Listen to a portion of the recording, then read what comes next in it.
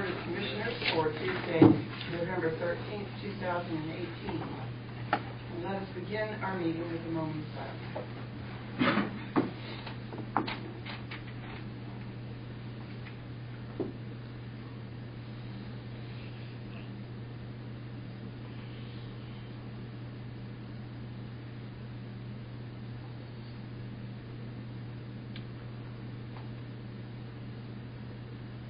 Thank you. Ordinarily, we have Commissioner Jay Farrell lead us in Pledge of Allegiance, and Jay is still recovering from hip surgery and will not be with us tonight. So, ordinarily, we'd like to do that.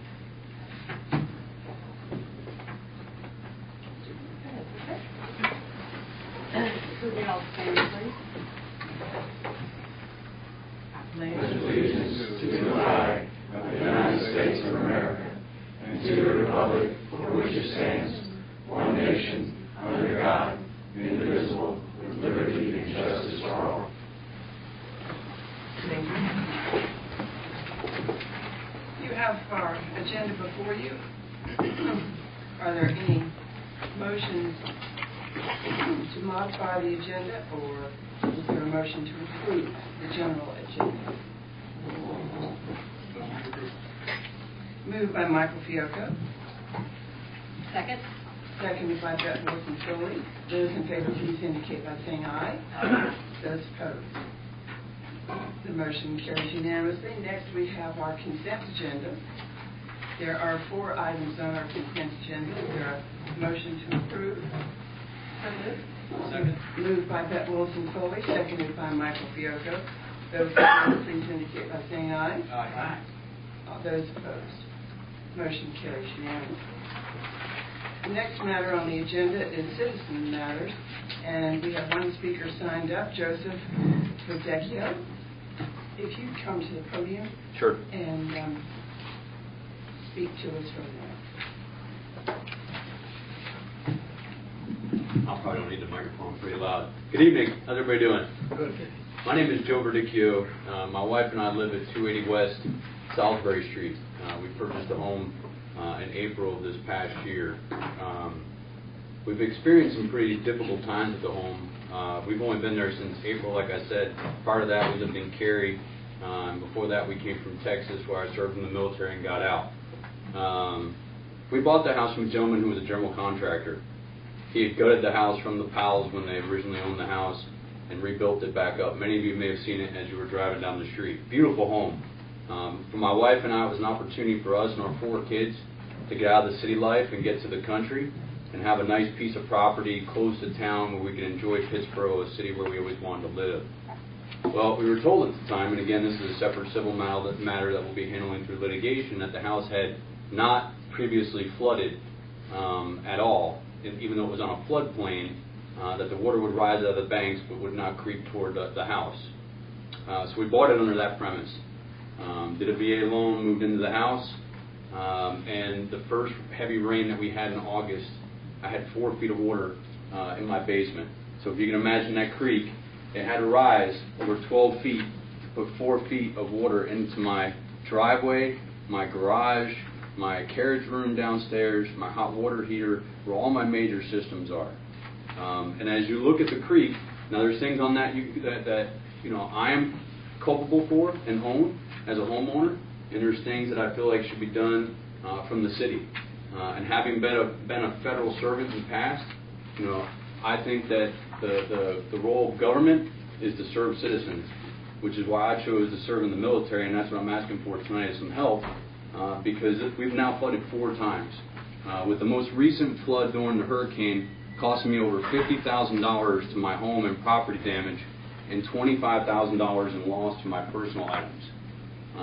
Of my kids, so I have my oldest son is 20, he goes to Clemson, go Tigers, and I get that out there, but he goes to Clemson, and then my youngest is 10 years old, and she is petrified to sleep in her bed when it rains. So last night, and the reason why I'm here was last night, we had torrential downpours again, and my yard began to flood, regardless of the fact I've gone down, I've cut down every tree and bush along my side of the creek to try to facilitate water flow. and make sure that it's not coming up out of the banks.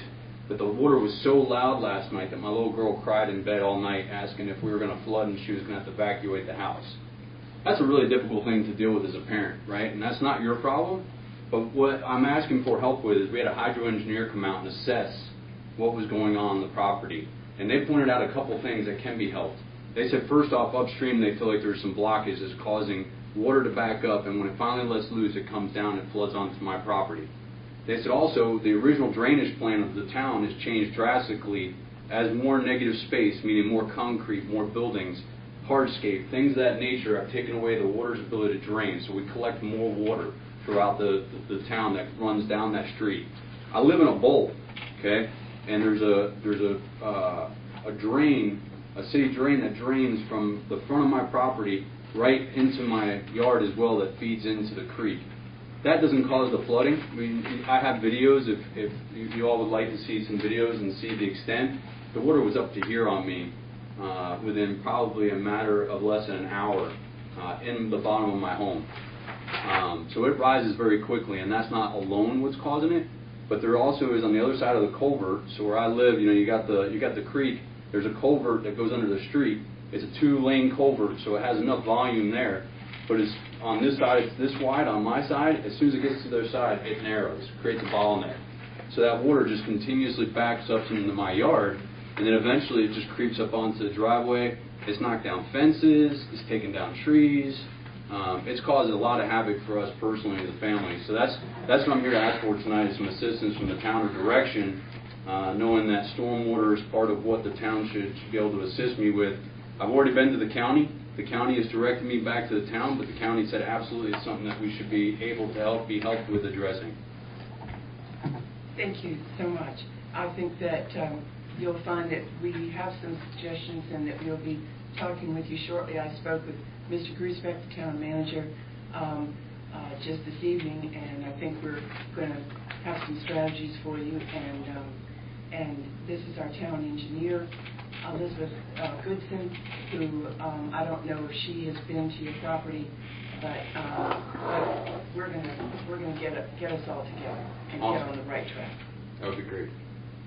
Thank you. Did anybody have any questions for me or clarification? I say welcome to Pittsburgh. Yeah, we love it here. Despite that, I mean, I'll tell you the coolest thing about moving to Pittsburgh. People always talk about the camaraderie in the military, and some of my best friends are people that I served with, even though we're 1,000 miles away. But the day it happened, my neighbor Gio and my neighbor Nick, who didn't know me from Adam, rushed to my house to help me start pumping out the water, helped me replace my hot water heater, took my kids up to their house because my daughter was having a panic attack, and that's impactful to see. And then we're brand new to the community overall. Coming from Cary, we also switched churches, and we go to St. Thomas More out in Chapel Hill, and my kids go to school there. I'll tell you the most touching thing for me around the community was the fact that they started a meal train for us. Not only that, but 50 people showed up at my house to help me clean up all the debris that was laying all over the place. And the garbage men never complained about one item that I put up there. I would have had to take numerous hauls to the trash, but they picked up everything without complaint. And when my wife saw them out front and thanked them, they said, it's the least we can do. We feel so horrible about what happened to you all. So, I mean, that to me, this is where we want to live. We just need help rectifying this situation. So, again, I really appreciate everybody's time tonight. Sorry to take so long. Thank you. Thank you. All right. Next is Commissioner's update. And during the last 2 weeks, well, actually, it's been a little bit longer than that, just because of the way things flow. On the 23rd of October, I met with Joe Verdicchio, and then on the 25th, attended a Robertson Creek watershed meeting. On the 27th, opened the street fair. On the 28th, spent a wonderful worship service with the Austin Chapel Church doing their 95th anniversary, followed by the 100th birthday party for Sarah Spurlock Rogers. On the 5th of November, cut a ribbon for a new law firm, the Ellis Family Law Firm here in town. On the 7th, went to a senior citizen event at the Agricultural Center. On the 9th, cut another ribbon at the Starlight Mead new facility. And those were the meetings I attended this past week. Are there reports from the EDC or PBA, Main Street, or climate change?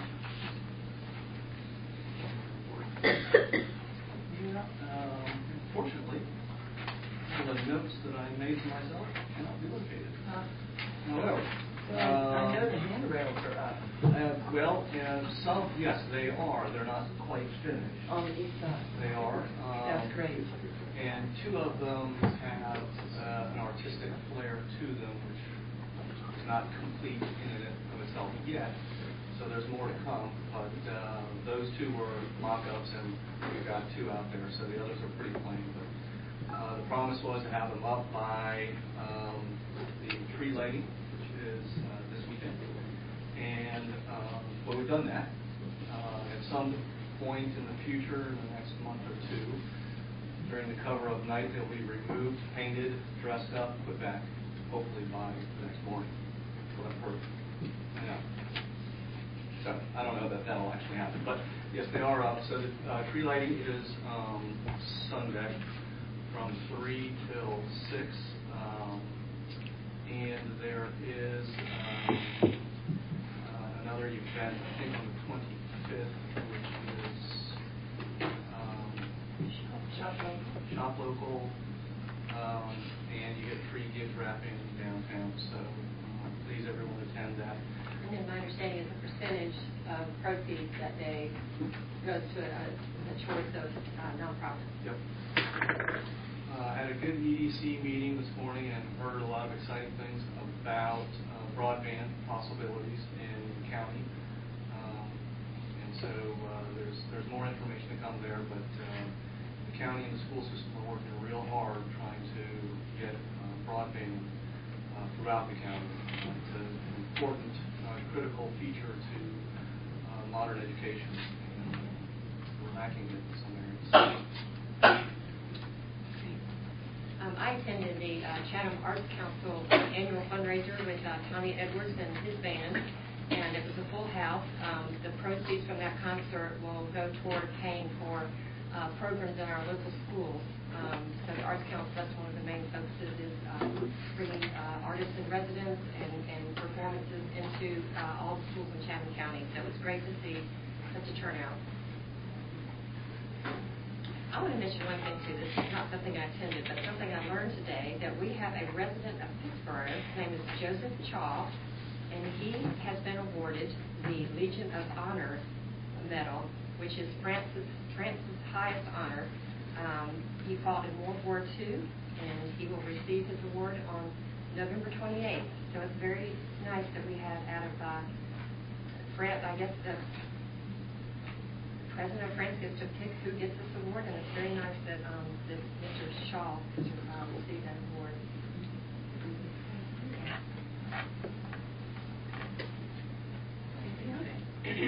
Oh, very good.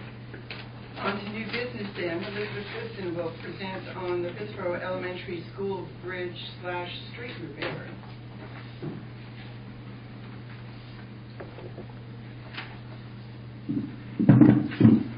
Just to make sure you all can hear me.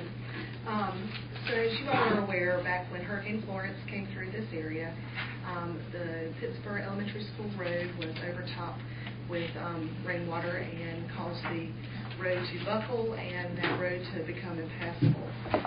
We have contracted with the engineering firm Weatherall, and they have helped us with being able to determine what our next steps needed to be with that. So they inspected what was there currently to see whether or not the current culvert was damaged or able to be repaired. And in the process, we also asked them to evaluate the size of that culvert and determine if it was adequate for moving forward. As you know, we can't plan for all storm events. We use a lot of guidelines that are used with DOT, and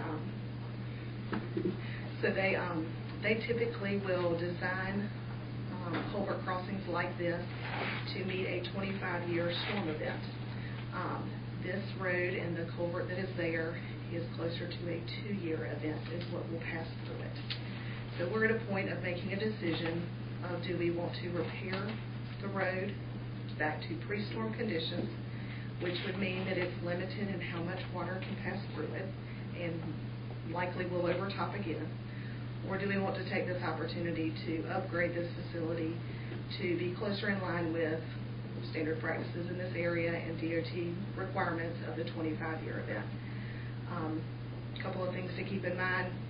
Obviously, to replace the culvert and to improve the road will require some additional construction, additional processes, and the biggest concern is probably the time that it will take. It also will cost additional money. We anticipate that will be able to be recouped through FEMA. This project would qualify for being able to work with them for that. But the main concern is probably understanding that time is going to be it will take longer to do this. So we wanted to seek your input and opinions on which path we want to take. So I'm available to answer questions, and we can kind of work through what we want to do next. I know this is a critical path for school buses. It seems like it warrants the additional capacity.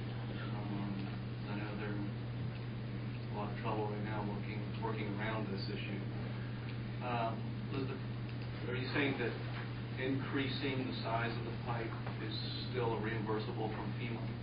It will be replacing the pipe. So the 78-inch culvert that's there will be replaced with an aluminum box culvert.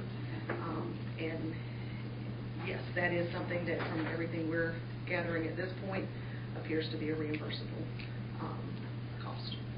Does that change the elevation of the road? At this point, the information we've gotten is trying to keep that at the same level. Raising the road would involve a whole lot further impacts to adjacent properties and other aspects. There is a water line in this area, and we are going to have to work with that and likely relocating that as a part of this project. There is one scenario that may be an option, but it may have some additional environmental implications. So as we get into the design, if we're going with addressing the upgrade, then we will make sure we work through those two options. But we anticipate we likely will have to do some relocation of the water line with this. What size is that water line? I believe it's a 10-inch. Some information that looks like it might be a 12, but I've been updated that it's probably a 10-inch. And this is the same creek that runs through my property, I believe.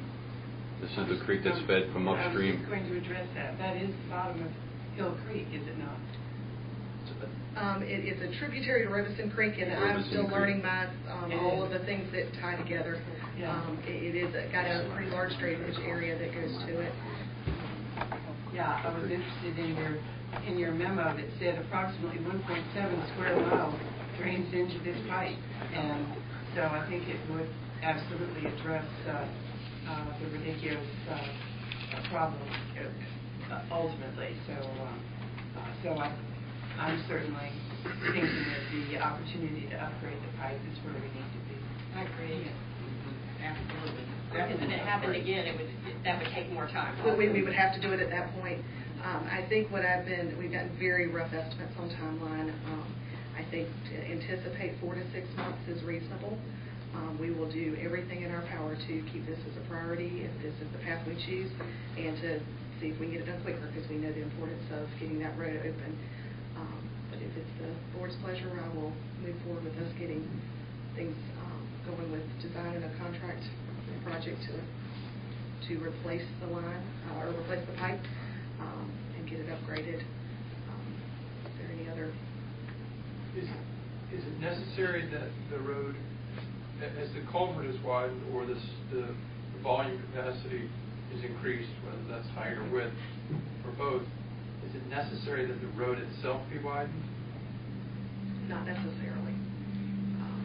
That they can still do that within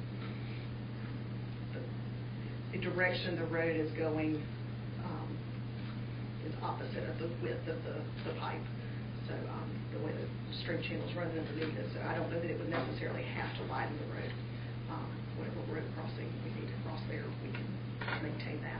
But I imagine if it has to come up in elevation much, then Tapering it back. Tapering on both sides. That's where it impacts adjacent properties. That's right. Okay. elevating it would be the big Okay. concern.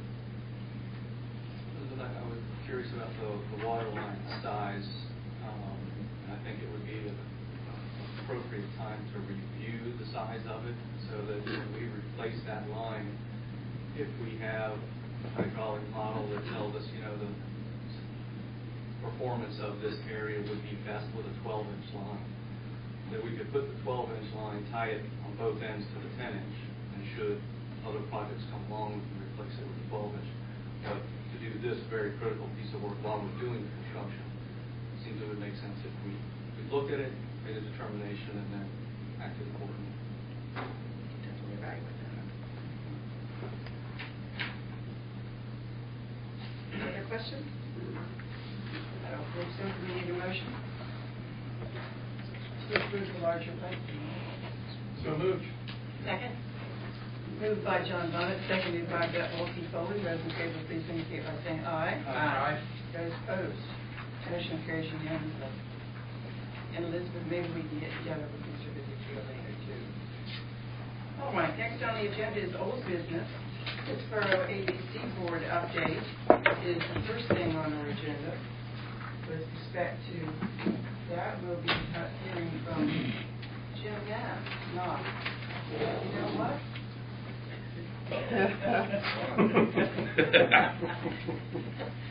On behalf of the board. Oh, look at that. Oh, perfect. I have the generous coconut cake. Isn't that beautiful? Lemon cake. That is amazing. Thank you so much, Madam Mayor. You want to speak to you? Wonderful. I was Thank you for wondering what I was coming going in to on your produce birthday. for eating after this meeting. We'll spare the Singing, thank you very much. Darn it. Thank you all very much. I appreciate it. Okay, the ABC Board quarterly update.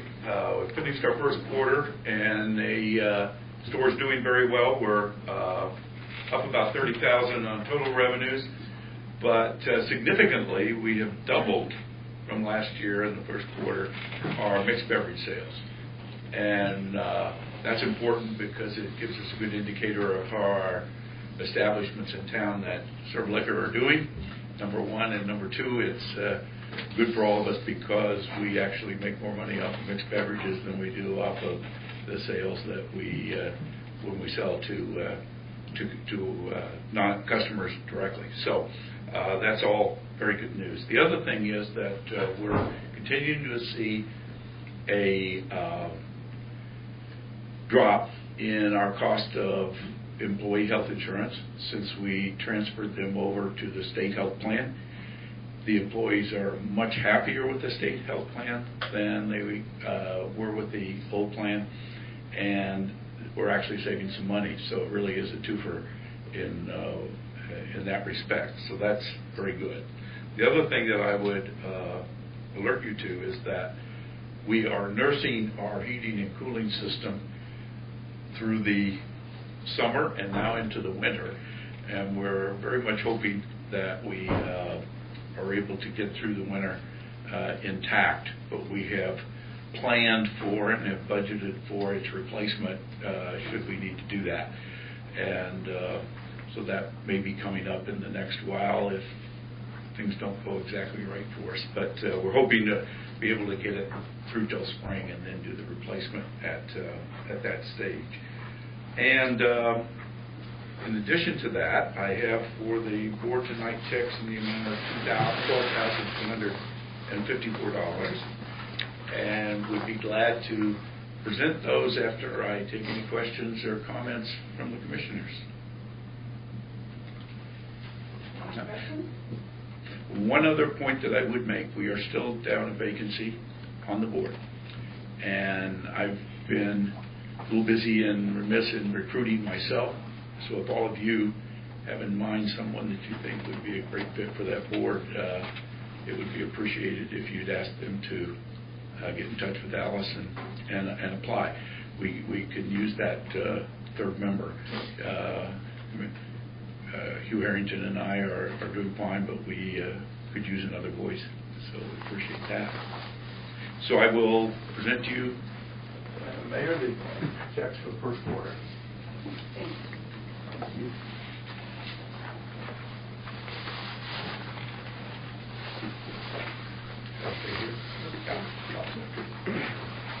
This is the Jim House Show tonight, so the next matter of old business is Jim will present the Pittsburgh Affordable Housing Subcommittee recommendations. All right. First of all, let me begin by saying that this was a very, very hardworking, conscientious, and dedicated task force. And it was personally a real pleasure to work with these folks on this complex issue that does not have easy solutions, as municipalities all across the United States are discovering. So I want to thank the mayor and the commissioners for establishing this task force.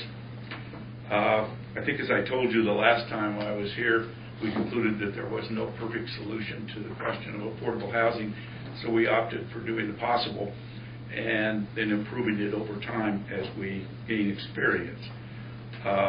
So tonight, what I'm going to do is present you with all of our recommendations, and then at the end of the presentation, I'm going to ask you to approve 3 things that I will get to at the end.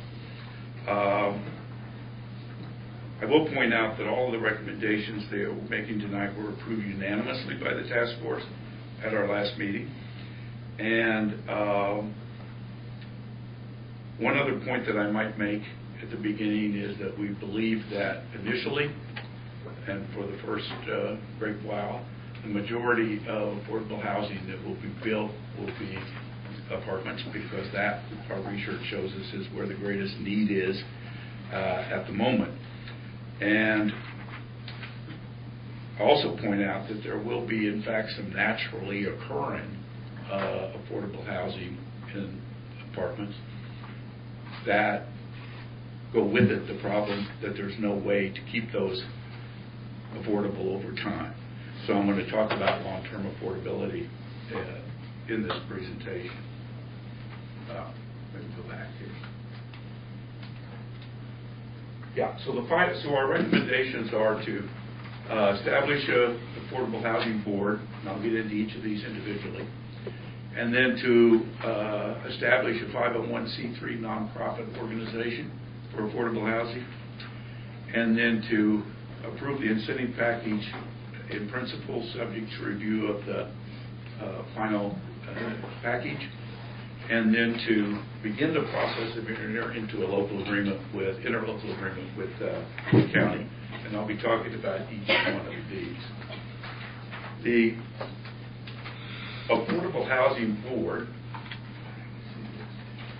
we're recommending a 7-member board at the minimum, and we're recommending that not recommending, I will tell you that the task force volunteered to become the organizational entity for this board to get it up and running while the commissioners are selecting members for the permanent board, and to do some of the necessary paperwork and necessary document preparation for establishment of the 501c3. We have prepared a list of criteria that we think you ought to look at when you're selecting members for this affordable housing board. And I particularly would call your attention to the second from the bottom, which is a resident of affordable housing. We think it's important that someone that actually lives in affordable housing every day and has gone through the process of getting into affordable housing provide a unique perspective to this board as we move forward. Now, this board, what would it do?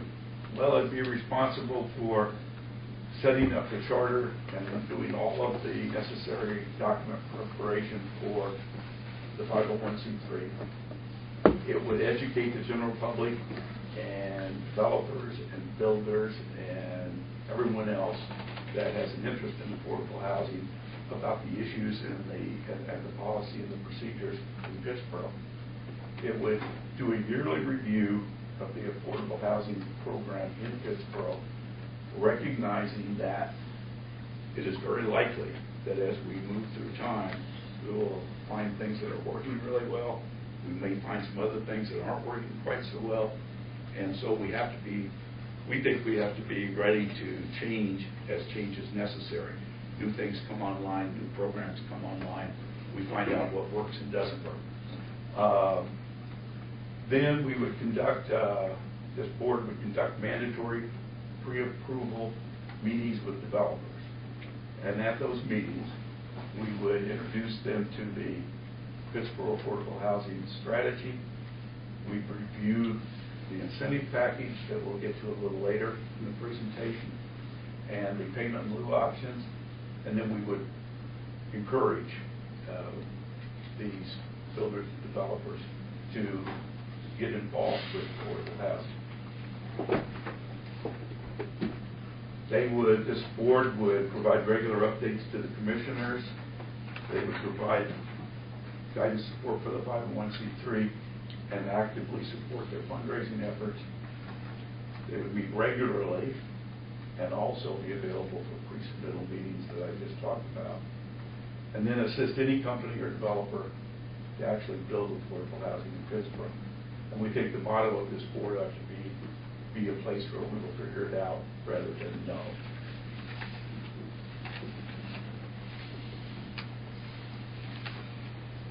Okay. Second thing is to establish this 501c3 charitable organization for affordable housing. Again, the task force has volunteered to be the organizing board for this, to go get it up and running, to get the paperwork done, to get the approvals through the IRS, to get the approvals through the state of North Carolina, to get the solicitations license taken care of, and to get this thing going until a permanent board is established. And one of the things we did find out that is a little unusual about a 501c3 for affordable housing is that it requires a large number of additional documents and additional pieces of paper over a normal 501c3, just simply because it's connected with housing. And there are requirements that the IRS has in that regard that don't apply to regular 501c3s, so it'll be a little more expensive than it would be otherwise.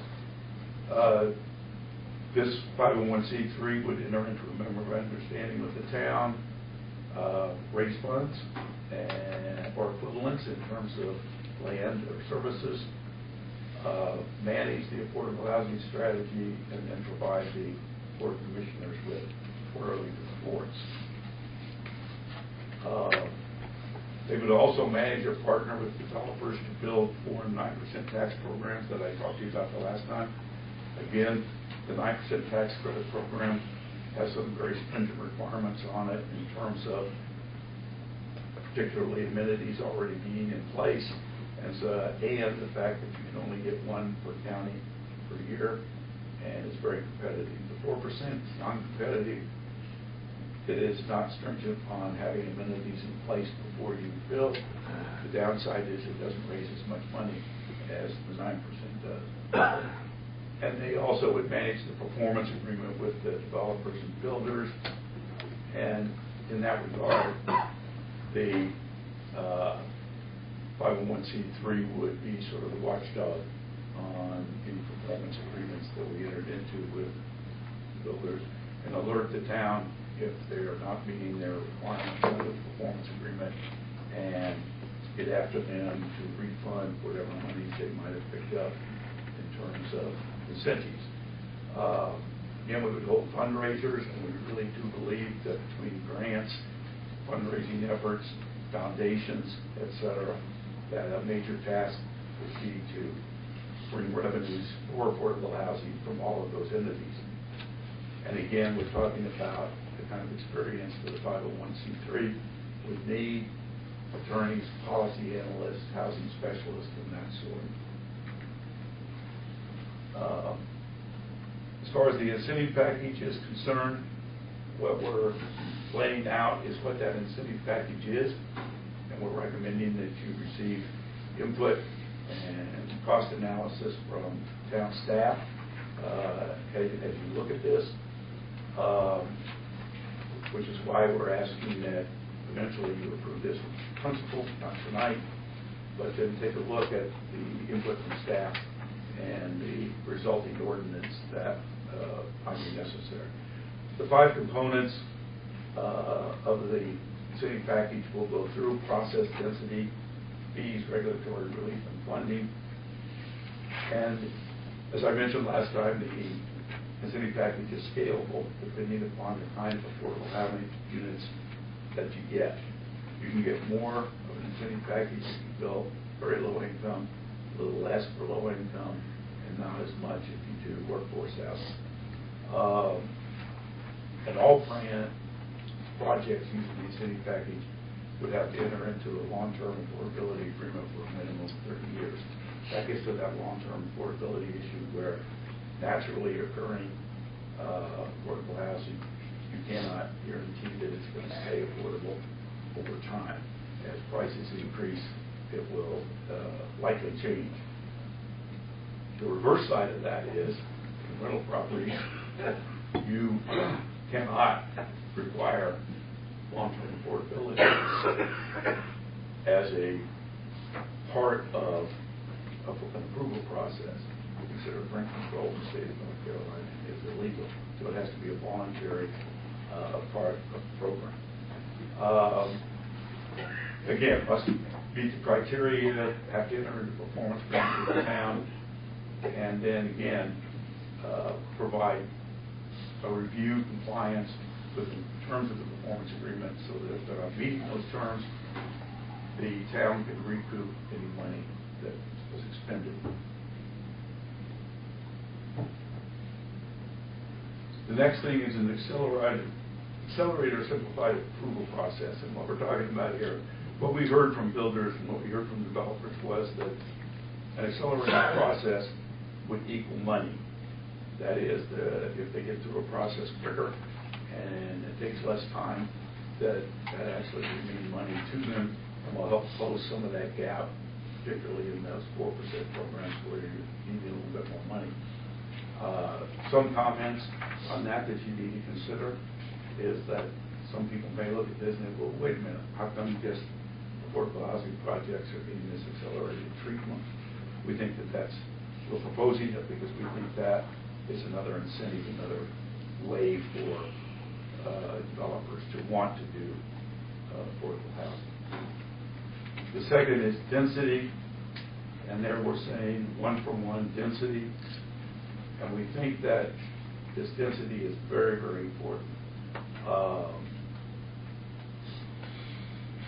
It also, we think, a major component of being able to use the small house tool as a part of our toolkit for affordable housing. And we think there will be a natural governor on this density process. In other words, as density is approved because of the affordable housing that's given, we'll run into such things as crossing the threshold on roads and left turn lanes and traffic signals and all those sort of things that will keep this in check so that it isn't just unending. On fees, what we're saying is that, again, very low income can get up to 100% fee decrease, low income up to 80, and workforce housing up to 50.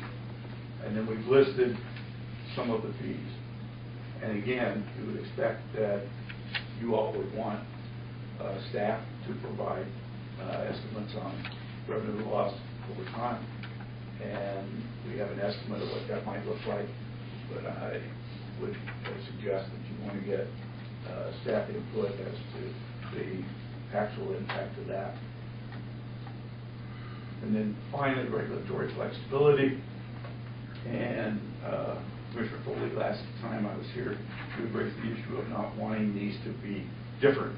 And what we're proposing is not to make the requirements different, but rather to provide some flexibility in those instances where there's just no other way to get some affordable housing done and we need to do it. We perhaps scale back a little bit on parking or some of the other items that are listed there. The next is taxes, and the idea there is to receive a rebate on the increase between the pre-development property tax on the Laram tax on a partial and the developed tax on that partial. And that would be a 10-year rebate of those taxes. And then in payment in lieu, I think this is pretty much what I told you last time. Cost of the land equal to cost. Donating land is equal to the cost of ready to build land. And the 501c3 would be the recipient of this payment in lieu. Again, if you don't meet the performance agreement and the guarantee on affordability is less than that, 30 years, then that would amount to collection of all of those incentive rebates that the builder got. I have a question just about that piece. Sure. So, in the payment in lieu that the developer can donate land, would there be any way to prove that land beforehand? I mean, they could give you land that's not really that suitable. Yes, if someone came in to the housing board and then to the 501c3 and proposed to give you X, the Affordable Housing Board could recommend to the town that that was not acceptable because of the type of land it was, the buildability of that land, the location of that land, etc. And that's, in other words, if you're going to be giving land, it has to be a mutually agreeable piece of land between the Affordable Housing Board, the town, the 501c3, and the developer or builder. Yeah.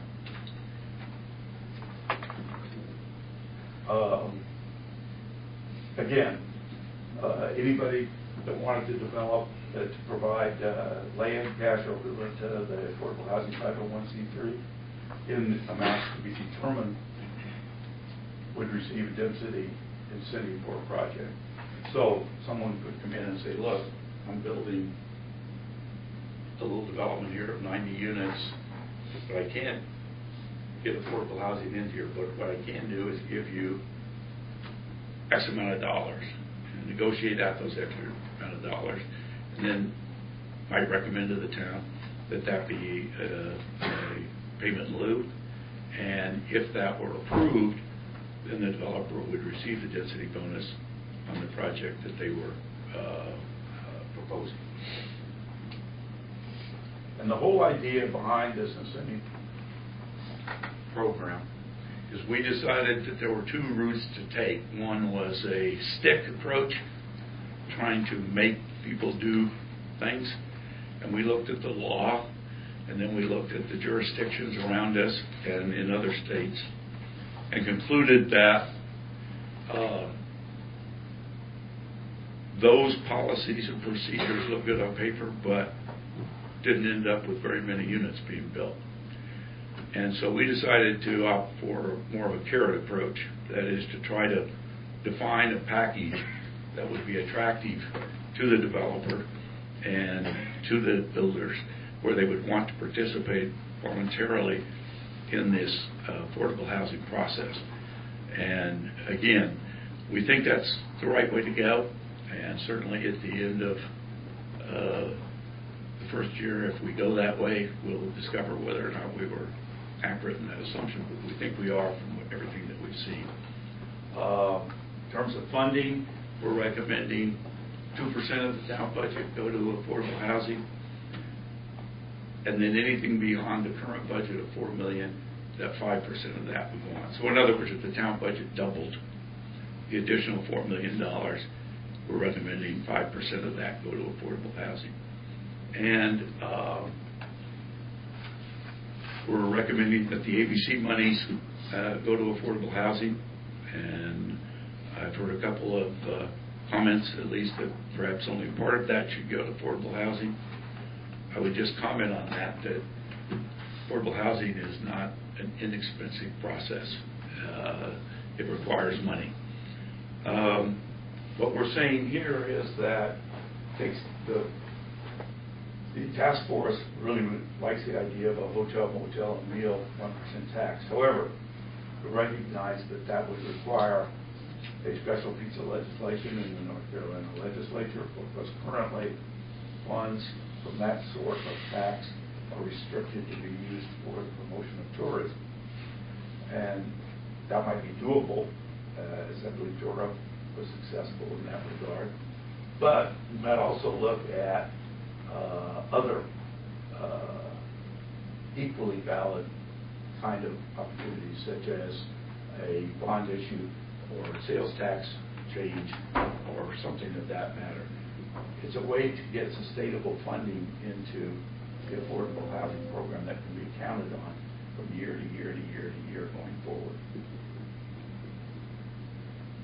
And then we think that the county is at a state, as I mentioned to you last time I attended one of their task force meetings, but I think we can begin the process. We're recommending that you all begin the process of entering into an interlocal agreement with the county. And the real advantage of that, of course, is that Pittsboro is a part of Chatham County and ought to be a part of that county program as well. But in addition to that, the county is going to be proposing an incentive package of their own. And so we could be in a situation where a developer or builder were to come in, meet with our Affordable Housing Board, go through all of those options for incentives, and might also then be able to qualify for additional incentives from the county, which would raise the ante and again close that gap between the amount of money required to produce the affordable housing and the amount that's available. So this would be their city package, and they're also going to propose, I think, a tax abatement similar to the one I talked about earlier, and also has some fee reductions. So, in conclusion, tonight I would like you to consider approving the establishment of an affordable housing board and a 501c3 nonprofit, and to authorize starting the process of entering into discussions concerning the local interlocal agreement with Chatham County on affordable housing. And I also forgot to say one thing, and that is this 501c3 would also be raising funds, some of which would be targeted towards Habitat for Humanity and their current building in this area of single-family homes, but perhaps transitioning to providing not only single-family homes, but apartment units as well. But certainly for where they're at right now, single-family homes. And that would fill that gap of the very low income that certainly is a part of this process. So, any questions, comments, discussion? Questions for Joe?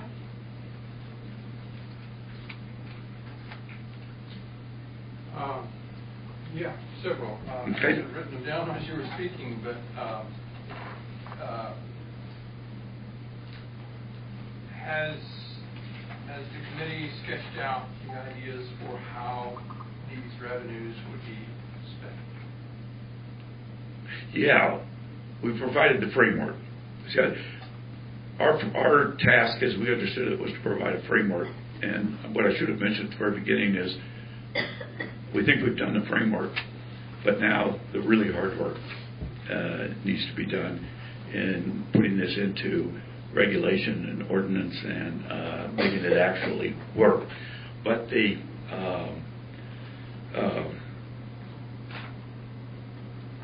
toolkit is going to involve, in our estimation, both the 4% and 9% tax credit programs. It's going to involve, excuse me, it's going to involve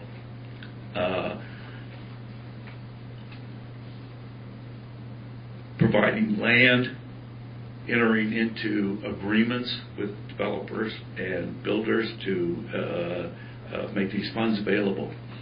For example, in the 4% program, there's a fairly significant gap between what you can sell the tax credits for and what's required. And that gap has to be filled through some variety of sources, some of it being income. Some of the monies will be distributed, again, through Habitat for Humanity to address that very low income piece. And some of that money, eventually, what we're proposing is that these organizations be voluntary, but full of volunteers, and that we recognize that over time, as this grows, it gets bigger and bigger. You're probably going to need certainly a staff director and perhaps some administrative assistant types. So some of that money would go to salaries, benefits, that sort of thing. What we're trying to do is not have very much of the money go to administrative costs.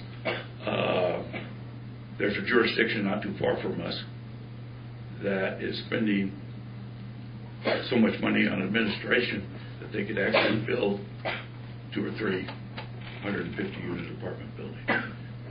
So what we want to do is keep the administrative expenses very, very low. So that part of it. I guess what I'm telling you is that 95% of the funds coming into this program would be spent directly on actually making units come alive where people can live in them, either apartments or small houses or single-family homes through Habitat for Humanity.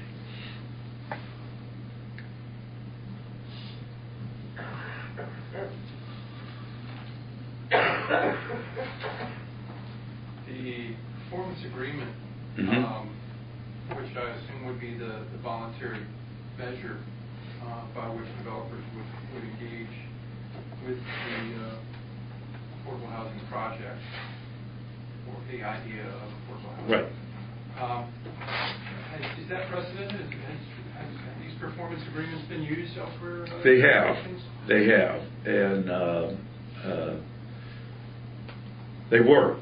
The whole idea is you lay out exactly what the developer or builder is getting in terms of incentives, and then you lay out exactly the terms that they have to live up to. There's a time period in there, number of units they can put in there. There's the long-term affordability issue. So this doesn't just go away after they're built. It lasts for a while. There's, in many performance agreements, there's provision in concerning the management. For example, the management of a 150-unit apartment building requires a management staff, and that would be in the performance agreement. And then the developer or builder entering into a performance agreement with us then would have to show proof on a yearly basis, is our recommendation, that they were actually meeting those performance requirements. And in terms of long-term affordability, that could go on for the 30-year period of time. If they failed in to meet any of those obligations, then again, 501c3 would monitor it, come to the town and say, this builder or developer is missing, not fulfilling this performance agreement. We've dealt with the developer to get them current and doing that, been unsuccessful.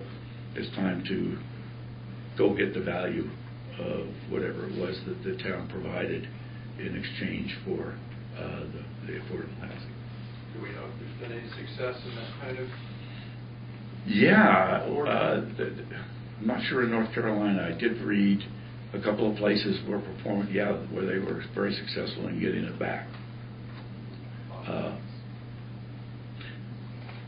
But again, the performance agreement has to be written very, very carefully, and I'm sure with the necessary legal framework that we would call on our attorney to help draft for us.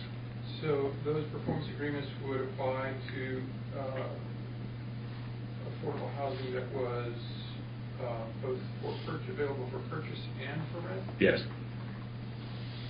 So it could conceptually apply to a great diversity of different offerings. Yes. Any Price scale. any builder or developer that entered into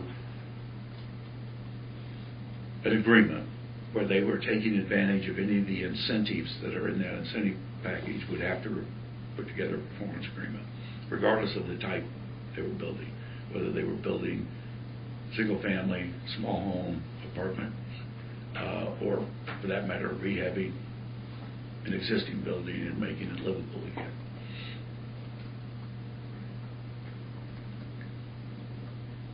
And Mr. Nouse, you and I have shared the concern in the past about doing what we can, whatever we can, to ensure that the affordable housing that does get built is not excessively clustered. That's correct. That we don't create neighborhoods of Affordable housing. homogeneous income levels. Yes. And what can we do in all of these recommendations to structure in to ensure that there's a diversity of offerings in that regard? Well, the Affordable Housing Board, one of the critical components of affordable housing, the Housing Board, is the idea of design and location. And those things aren't, I mean, somebody might look at a design and say, I like this design. Somebody else might look at one and say, no. It's not that subjective, but understanding the design and location and where it's at in relationship to everything else that's going on in the town are important elements in trying to make decisions about what gets approved. For example, I think the last time I mentioned to you that a company that we have talked to and in fact addressed the task force won a 4% tax credit program in Wake County recently, in Raleigh. And the deciding factor in that win was design and location. Having the same exact concerns that you're talking about, that we don't want to repeat the mistakes of the last 30 or 40 or 100 years in terms of affordable housing. And there is simply no reason to not integrate this affordable housing into the fabric of the rest of Pittsburgh. It can be done. But again, you know, this is something that this Affordable Housing Board, and why it's so critical that the members that are appointed to that Affordable Housing Board understand their tasks and understand their requirements.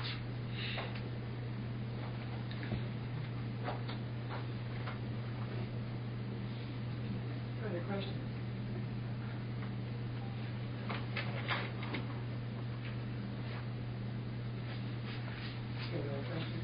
I might. I'll put it aside. Yeah.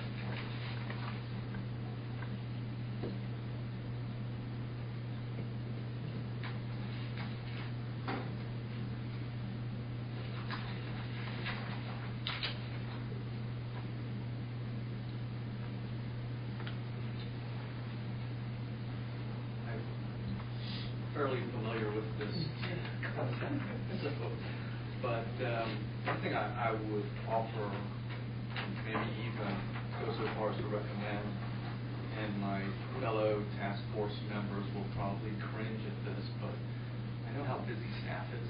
Mm-hmm. There's a lot of work we would be heaping on staff, and I would suggest that we might take on some of that work, such as drafting ordinance language and maybe doing some of the research and analysis on the metrics that we talked about. Yeah. I think the task force would be more than happy to do that. This is a committed, enthusiastic group of people that are true believers, and I think would be more than happy to take on some of that work. Like I said, what we've done is we looked at our job as creating a framework affordable housing program for all of Pittsboro, not just parts of it, but all of Pittsboro. And the hard work starts in actually getting this done, and success will be when we have units that people can afford to live in. One of the other things that I didn't say is that an overall policy for Pittsboro might read something like, any person that works in Pittsboro should be able to live in Pittsboro without being cost burdened if they choose to do so. And anyone who chooses to live in Pittsboro ought to be able to live in Pittsboro without being cost burdened if they choose to do so. And if that's the aim and the goal and the policy of this town, then the rest of it is the nuts and bolts of making sure that that happens over time. And I think we have the will to do that and the mechanisms to do it. And I think we'll be successful with the carrot approach. We've looked at the opposite attack, and we find over and over again wonderful language and no units. And so what we want are real units with real people taking advantage of living in them. And we really think we can do that. I think critical, again, the Affordable Housing Board task force is more than willing to take on getting that up and running, but your permanent appointments to that board will be very, very important, and the same to the 501c3. And again, over time, it's not an inexpensive proposition. It requires real money, both in terms of the incentive package and in terms of funding contributions to make it happen. And that, I can't overemphasize the idea of a sustainable source of revenue over time so that this lasts, because as we grow in Pittsboro, the need for affordable housing will actually increase, and it won't get smaller.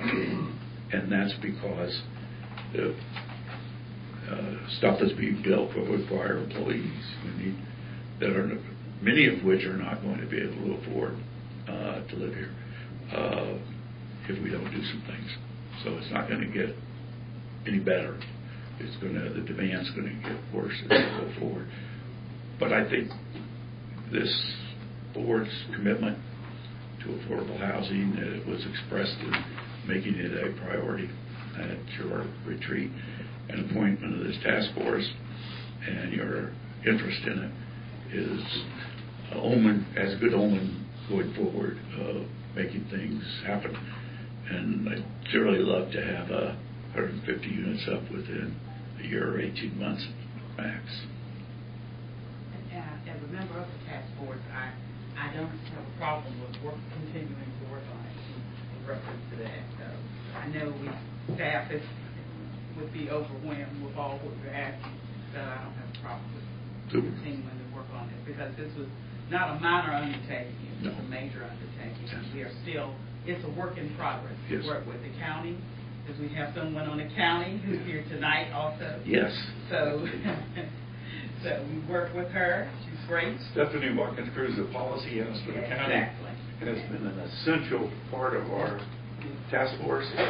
Provided us with enormous help, and a couple other people. Carolyn Huggins is on the county task force now, and she was on our task force initially, and as a bank regulator was able to give us great insight into HUD programs and those sorts of things. And so we've had some really good help.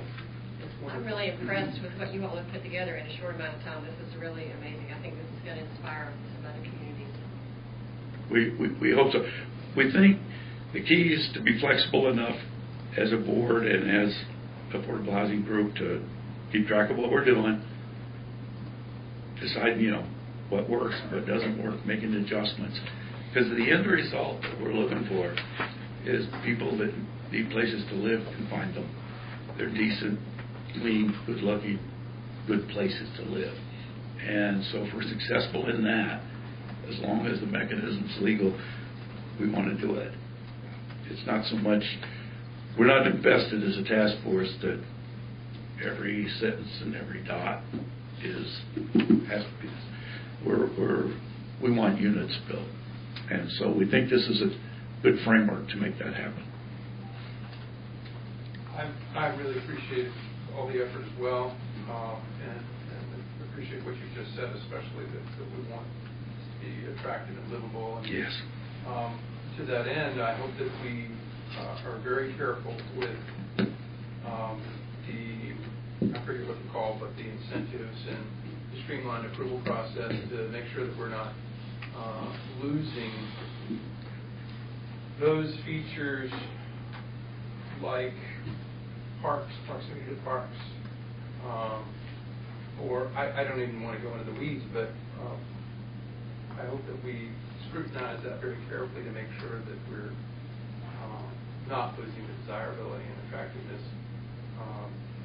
I think that things like parking requirements, I'm more open to, but tree protection,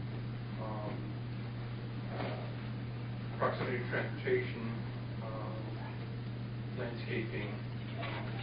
Particularly you talk about the proximity issue, and it's interesting. The 9% program requires the kinds of amenities that you're talking about in terms of shopping and stores and all that sort of thing working to be in place before you even apply. 4% program doesn't. The county, in the original plan that they gave to us, had some locality requirements in, and there wasn't any ability to really look at each one of those on an individual kind of a case. And one of the things we suggested to the county that was too restrictive. And I understand, that on the 9% program, the IRS administers that, and instead of HUD for some reason. But I understand that they've seen situations where there's a plan for all these things to happen, and then they don't occur. And so they want to make sure it's actually there. Well, I think we in Pittsburgh can exercise our judgment and look at each case individually and say, well, by the time we get this unit up or we get this little development up, those amenities will be there. And that's a part of it. The second part of it is that the part of the desirability of being able to live where you work is you need less in terms of transportation and those kinds of things. Parking, less parking. And less parking. Bumpers, and less setbacks. And so, if somebody is working here and they're having to drive, 30, 40 miles back and forth to get here, then that expense that they're adding to their own encumbered situation already, and then of course the traffic impact and the environmental impact is significant. Where if we can do some things creatively, and I think that the task force was very creative, but I think the Affordable Housing Board, once you've all staffed that up, will be creative, and I would encourage you to encourage them to be creative, whoever they are, in looking for solutions to exactly the kind of things you're talking about. I mean, there's some neat things that you can do, and we've seen some examples of it in places around the country that aren't super expensive, but they just make everything look right and they make everything feel right, getting to the point you're talking about. Going back to the Affordable Housing Board and charter function and our appointments to that, I think you mentioned the word permanent, but did you mean truly permanent, or did you mean the long term? Long term is what it meant, yeah. Long term. In other words,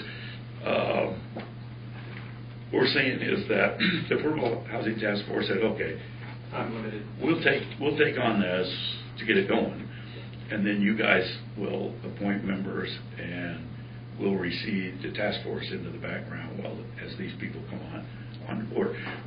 What we are trying to avoid is a big gap in both time and in knowledge.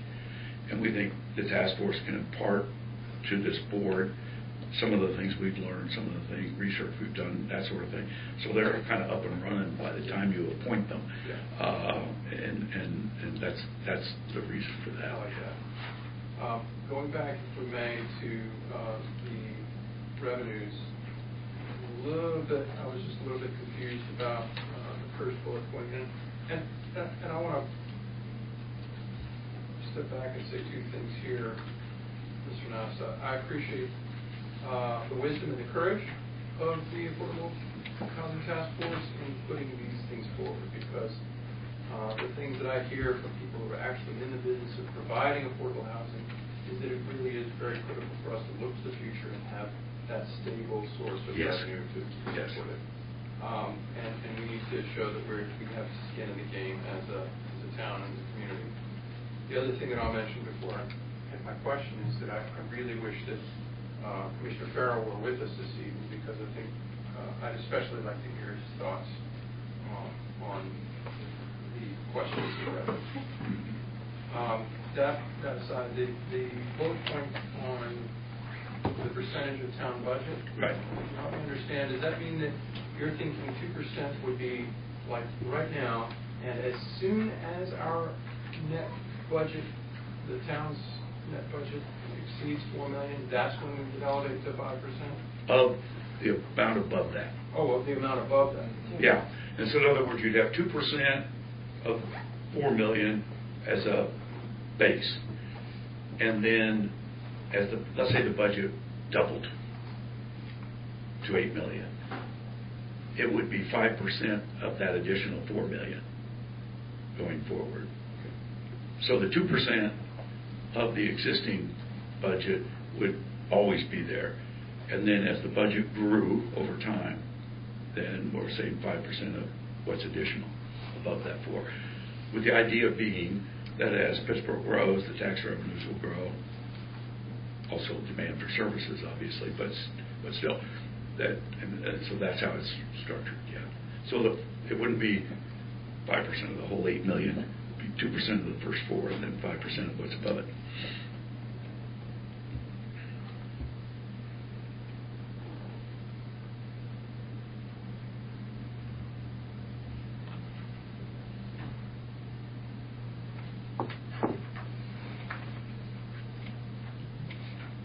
Anything further, Jim? I'll mention that I think a lot of work went into this, that tried to craft recommendations that intrinsic in them is their flexibility. And the periodic checking in to see if the system is working, and the ability to make changes to it. And one of the key components that I think is looking at your housing stock. Right now, the incentive package says if you give us greater than or less than or equal to 65% AMI, you are eligible for the greatest amount of incentive. But it may be one day, if we're so successful, that we've got a lot of that, and we're back in the workforce housing. Yes. And you can shift the priorities to try to hit your market demand. So this was a lot of work. Great contributions from everybody on the committee. So I'm proud to be part of it. We initially went into this looking at using sticks, and slowly but surely came around to really freeing ourselves of that encumbrance, if you will, that need to demand and force, and got more comfortable with the idea of, no, let's show people how we can make this profitable. And if it is a community interest, let's put some of the community behind it. And of course, we don't have a track record, but I think it's a very positive step. And only putting it up and running is going to tell us if we're successful or not. But I'm proud of this work. Yep.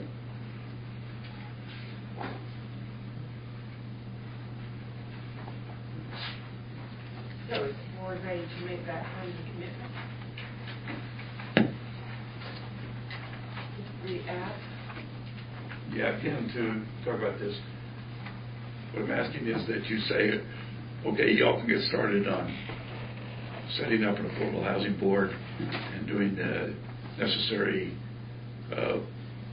steps to establish or partner with a 501c3 for affordable housing, and then begin discussions with the county on how we put our two ideas on affordable housing together, because they need to work in sync. Make a motion to authorize all of those activities and that we allow the task force to work with staff to help develop some of the ordinance language, do some of the research and analysis on our metrics that we talked about, try to take some of the burden off of staff and let us do much of the legwork. Second. Moved by Michael Fiocco, seconded by Bette Wilson Foley. Those in favor, please indicate. Go for further discussion.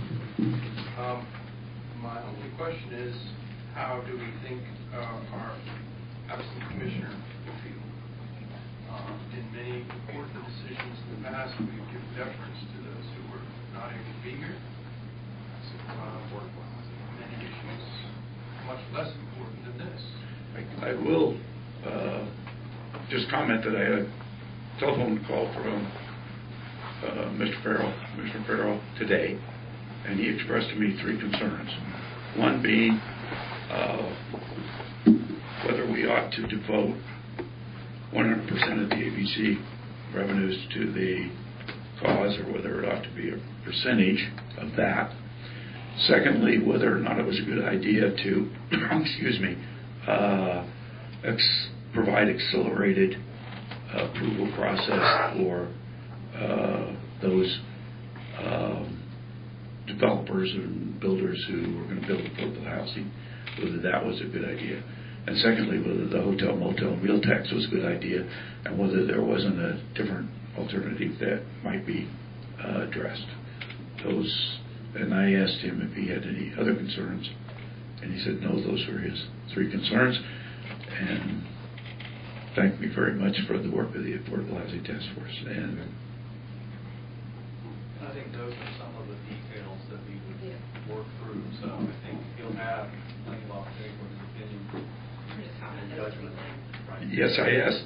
I told Commissioner Farrell that tonight all I was asking you to do were these three things, and there was going to be a lot more opportunities for the commissioners and the public and others to weigh in on the details of how we flesh out some of these things. It's clearly a very high level sense of approval. You're really wanting to go ahead on approval of the principles and these concepts.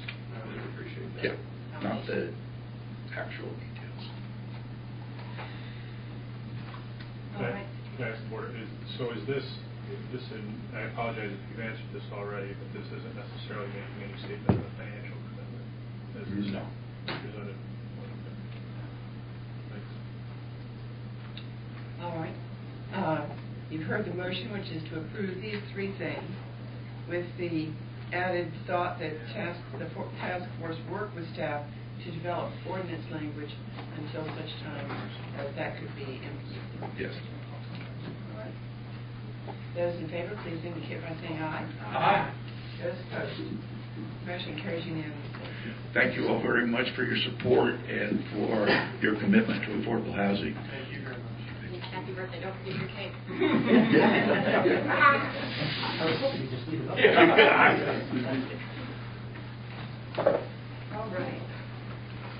Next on our agenda is the Unified Development Ordinance with Roger Bolden and Chuck Jones taking the lead. Thank you, Mayor. Brief, and I'll have Roger come up and go through his presentation on sort of the final hurdle of the UDO. We have been through a long process since 2014 to consolidate and reorganize our development ordinances into a unified development ordinance book, and we are at that final hurdle. At the October Planning Board, the October Planning Board voted to recommend approval with around 33 or so suggestions on language, and that language has been included in the draft that has been provided for you. Roger will go over any comments or questions that you have, but we are at a point that once we get to it, you all feel comfortable enough to move forward that you can go ahead and approve the ordinance approving unified development, and there would be an implementation phase that would come later after the adoption. But Roger will cover that, and he and I will be here to answer any questions that you have. We are hopeful that we're getting closer with every meeting to getting this approved. I'll turn it over to Roger. Thank you. Good evening, Mayor and Town Board. And before I start, I would just like to offer my congratulations to that affordable housing group that has put together that excellent report and set recommendations. I've been involved in a number of affordable housing initiatives across North Carolina, and all of those ideas are terrific. I've seen many of those ideas result in units on the ground and people living in them, and it's absolutely the thing to do, and you're moving in the right direction, and I applaud you for taking those steps. Let's see, Melissa? Yeah, it's the presentation that I have is kind of on one page, so I don't know if that was by design. No, it wasn't. It's going to give you. Let's just go with this, I guess. Okay, so will you? Yeah. Okay, so let's go to the next slide then. Next slide. Tonight's presentation, what I want to be offering tonight is the recommendation that comes to you from the Planning Board and from the town staff and from your consultants that this UDO is ready for adoption, and so that we're asking you to consider that tonight. I'm going to talk just a little bit about the project overview. Not going to spend a lot of time on that because you've heard it before, but I think it's important just to recap very quickly where we've been with this and where we are tonight, which then leads to the third point I'm going to talk about, which is what's going to be gained. I think that we've been talking about process, where we've come, but one of the things I want to emphasize tonight is what there is to be gained by adopting this new UDO. I'll talk about the Planning Board recommendation, talk about the topics for future discussion, and that's been before you before. There have been additional topics added by the Planning Board and others, and then we'll move to the recommendation to adopt. The project overview. This was what we've been through for years. We've been working on this together. There was a project initiation where the town said, this set of regulations we have is out of date, it's not working, we need to do something better, need to make it more modern, and initiated this project to create a unified development ordinance. First step was to do a code assessment, which was to look at your existing regulations today and identify specifically things that would be very helpful to change, where Pittsburgh would benefit from changing them. We put together a draft UDO in 2 modules so that it could be looked at in detail. We had a lot of comments from the Planning Board, members of the public, from you, and have a project website that we were using to help get information. Put together everything together in the full draft of the UDO and took that to you for a public hearing in July.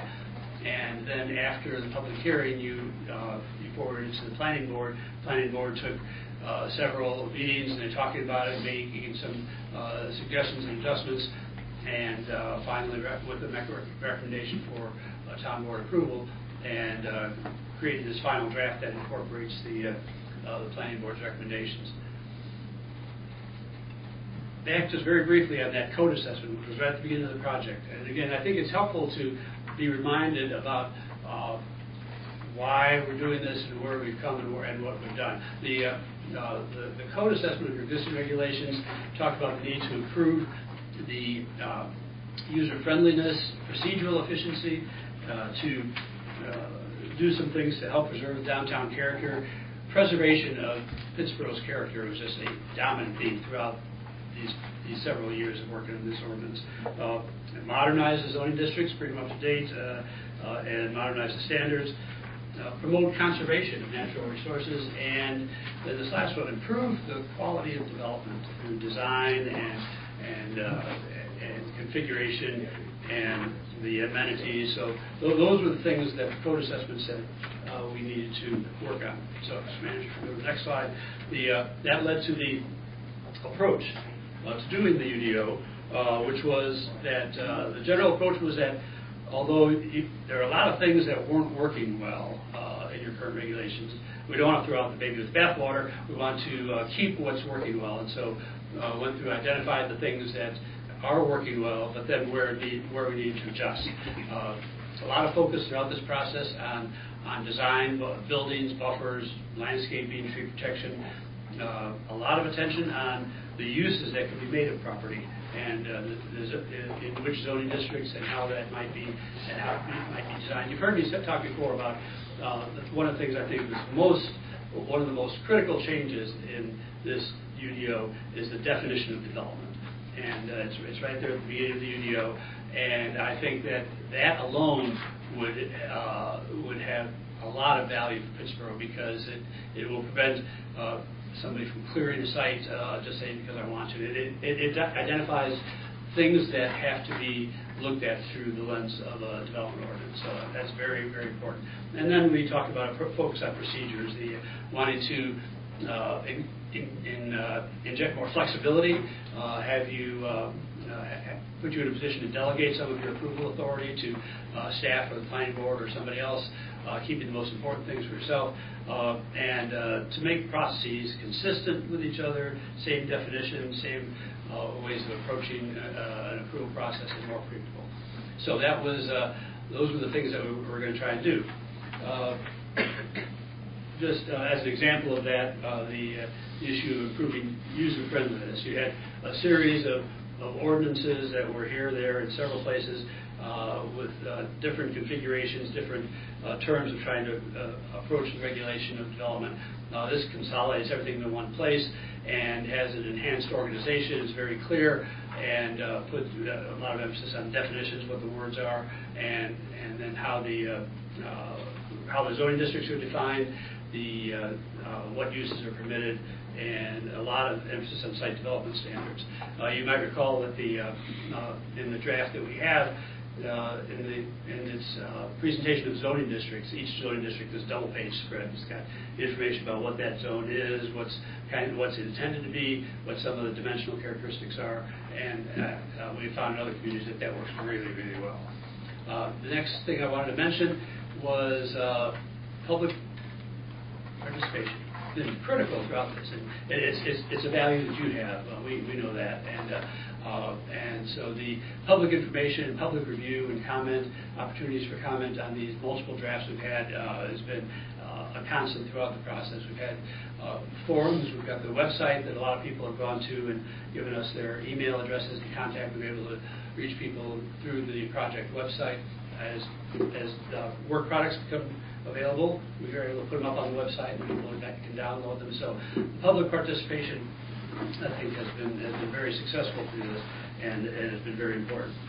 I want to pause there and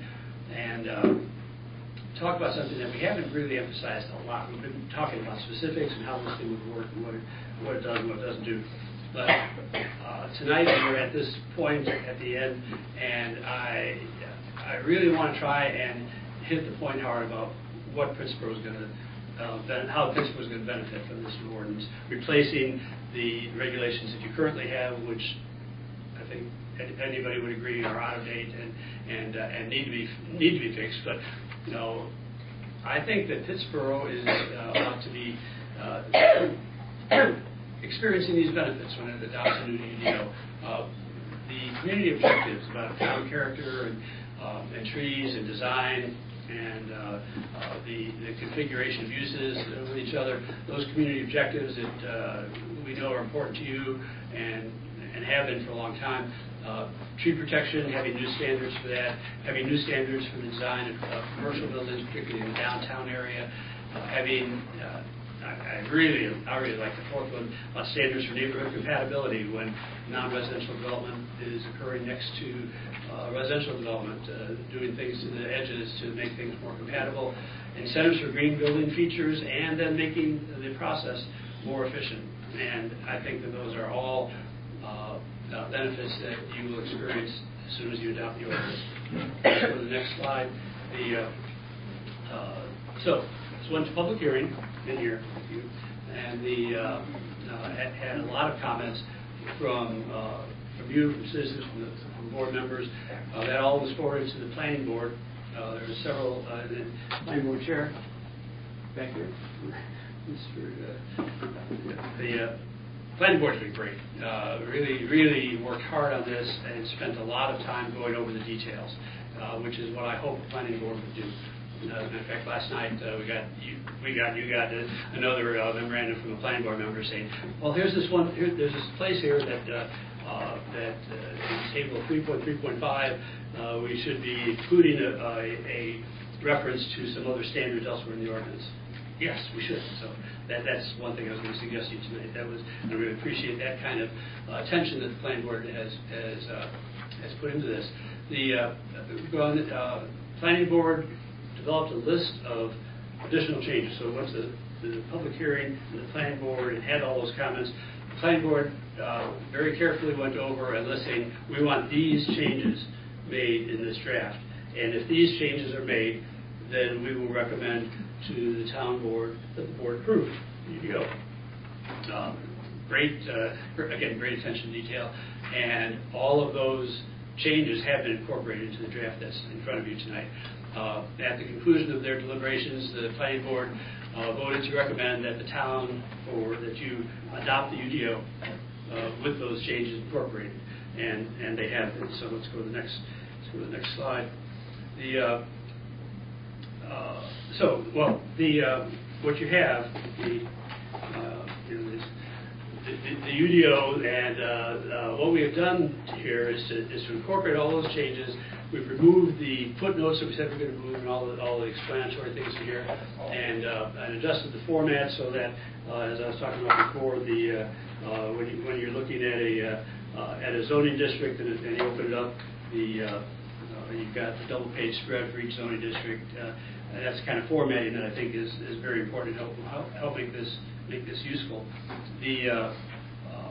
Where we go from here is, well, as long as I've got this in front of me, let me just mention that the one comment that the planning board member made that we had missed, and I love it that people get into that kind of detail. If you want to make a note about it, it's table 3.3.4. And we're talking about accessory dwelling units. We talk about where they're permitted and where they're not. And at the end of that column, it's on page 3-26 of there, at the end of the last column on that table is numbers of references to other sections of the ordinance that apply to that topic. Well, that should go in there. There should be a 3.3.5B6. That number should go into that accessory dwelling units. And I thank the planning board member for mentioning that. So what we would suggest goes from here is that once you adopt the ordinance, then we would make final formatting adjustments. You might have noticed, for example, that page numbers were a little bit off on here as we were making the changes and adding this and deleting that. The page numbers, article by article, don't exactly line. Of course, they will in the final version. So our recommendation is that you adopt the ordinance. Then you recall that we have talked with you and others about additional items that need attention and that might be topics to address in the UDO, but each one might have its own life, its own set of meetings and task forces, and so you encouraged us to come up with topics for further discussion by the community and the town board following adoption of the UDO. And so I think a great example is affordable housing. It's the first one up there. And you just heard what was involved in putting together some approaches to affordable housing, and some of those, I think, will result in suggestions for some adjustments in the UDO. But we've got a full list that was handed out to you with topics that we suggest that you keep in front of you as things that probably need some additional attention over the coming years. So let's go to the next slide. What we've got is the recommendations. You've got our recommendation is that the planning board's commitment to you, their recommendation be adopted, that you accept their suggestions and adopt the new UDO. You have this is going to be new, and the date that you adopt it, if you adopt it tonight, our suggestion is that you not make it effective tonight, because there's going to be a lot of information that's going to have to be prepared and presented.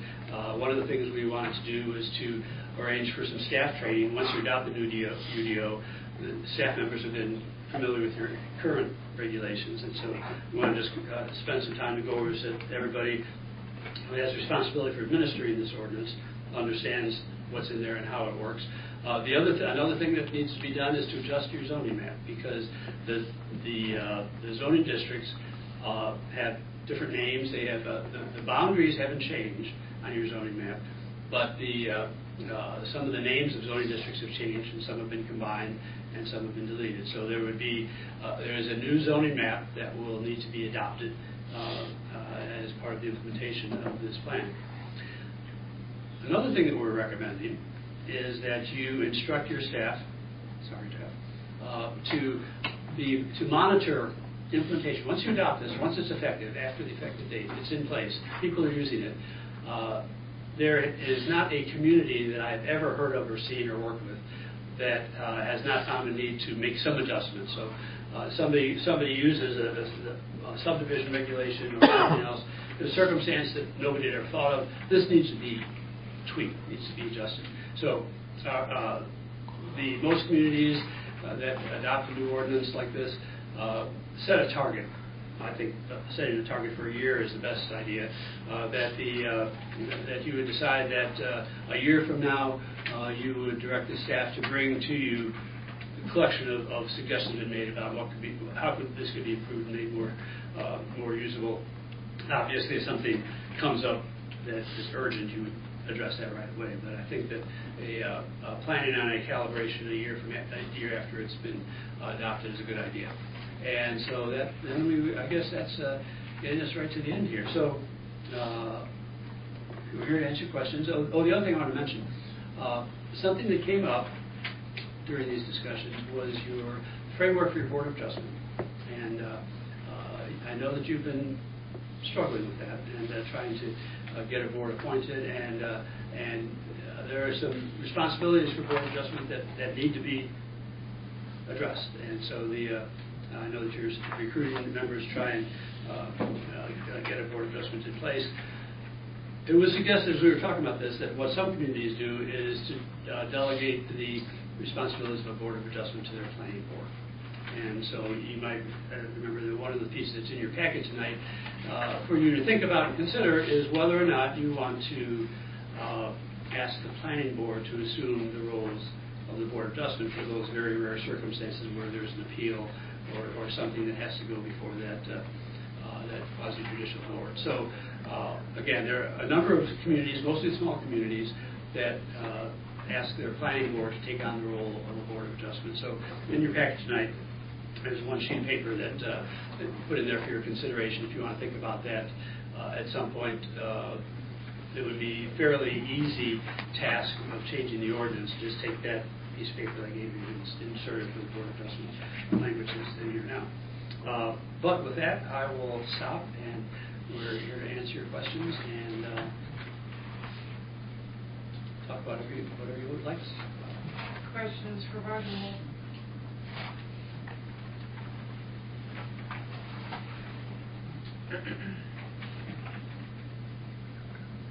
You do have in your packet an ordinance for consideration that if you decide that you're ready and this is ready to be adopted, enacted, the attorney has put together an ordinance, it's a new packet that if you choose to adopt it tonight. I have a couple of questions, if I might start. On Appendix 1, the recommended plant list, and did that list get reviewed by Grand Trees of Chatham or a similar organization, landscapers or whatever? There were a couple of plants I thought that looked at that they were not native, or were invasive, or just poor and weak. Well, that was a while ago. That was put together. Probably put together at least a year and a half ago, and I can't remember off the top of my head what the where that went for review. Okay. I can't tell you. Well, I thought the Bradford pear needed to absolutely be eliminated. And likewise, the Leland cypress is not a native. And I'm not botanically oriented, so I don't know what others there might be on this list, but I know that the tree organization here in Chatham would be glad to take a look at that. Yeah.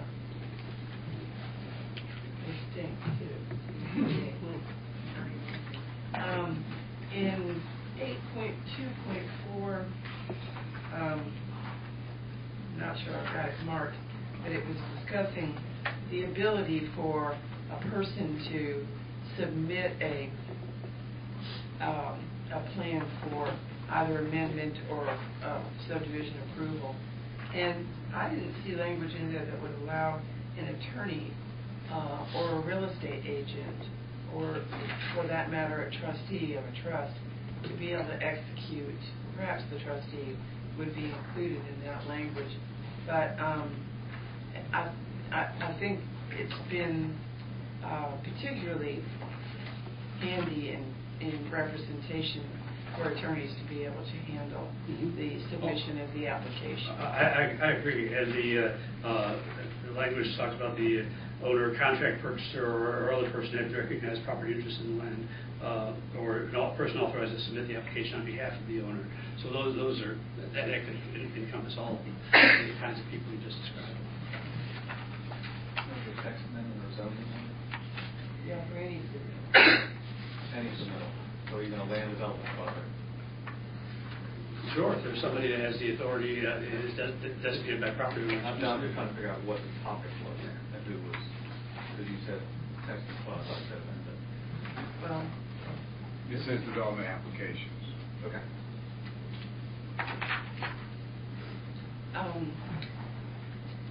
I'm not sure if this was ever something that we articulated well on the board, or whether the planning board approached such a thing, but I was wondering about a preamble. Did anyone suggest a preamble that might be something that would put a bit more personalized touch on this document, which which sort of put our mark, our own stamp, our own quirks onto what, admittedly, and I hope this does not hurt your feelings, is a very dry document. Not hurt at all. But It's not because of what we stand for. yeah, and you touched on it a minute ago when you were talking about emphasizing the town character, and I think that's one of the things that I would really like to see in it. What I've seen some communities do is have something at the beginning of a document like this that is of the kind of nature you described. Sometimes it's in the form of a letter from the mayor or a statement from the town board or something like that. It generally is something that doesn't have the force of law. That doesn't that nobody can look at that kind of statement and say, this can't be approved because it doesn't align with that.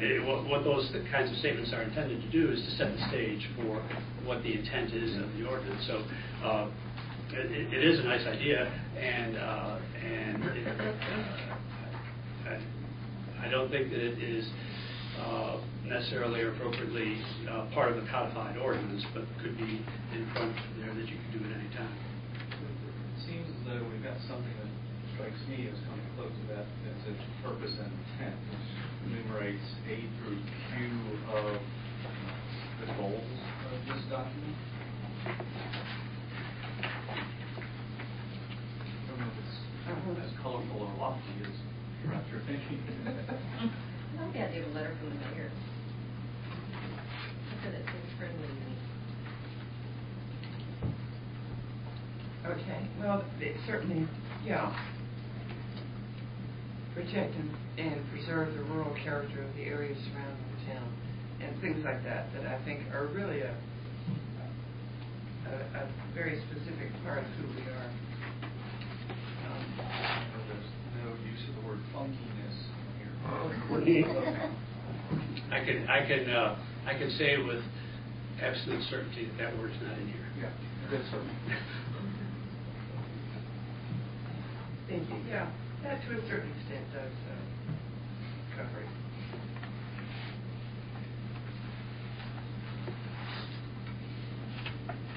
Other questions for Roger?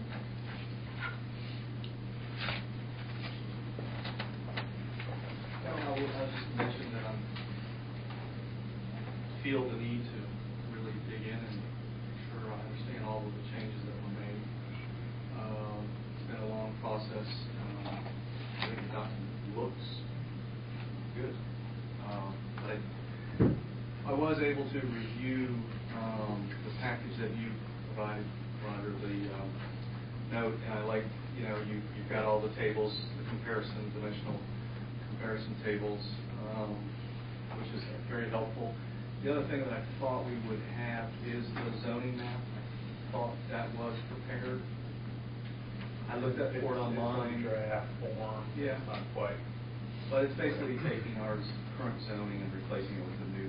And I think that's exceptionally helpful for people to review and understand. Oh, you're talking about that place, and that place says I can do this. So I've always felt that really an important feature, and I thought we had it out there for a while, but I could not find it. So if we're able, that would be really helpful. So I was looking at the dimension comparison tables, and it got me to ask this one question. Do we need minimum lot widths? Yes. Yes. Why? What benefit do they provide? Irregular shaped lots. What's wrong with an irregularly shaped lot? You're into funkiness. There you go. Yay. What is wrong with an irregularly shaped lot? Because if we're worried about odd shaped lots, does that mean we don't like flag lots? I think flag lots are an incredibly valuable type of development. Only for escape clause. Okay. Only for what? An escape clause, because you can't do something with the minimum frontage that you do the flag lot.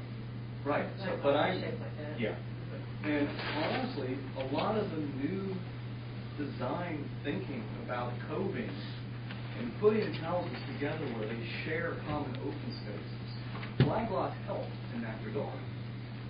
And I think this document says you will not create any additional flag lots. I think that's a bad idea.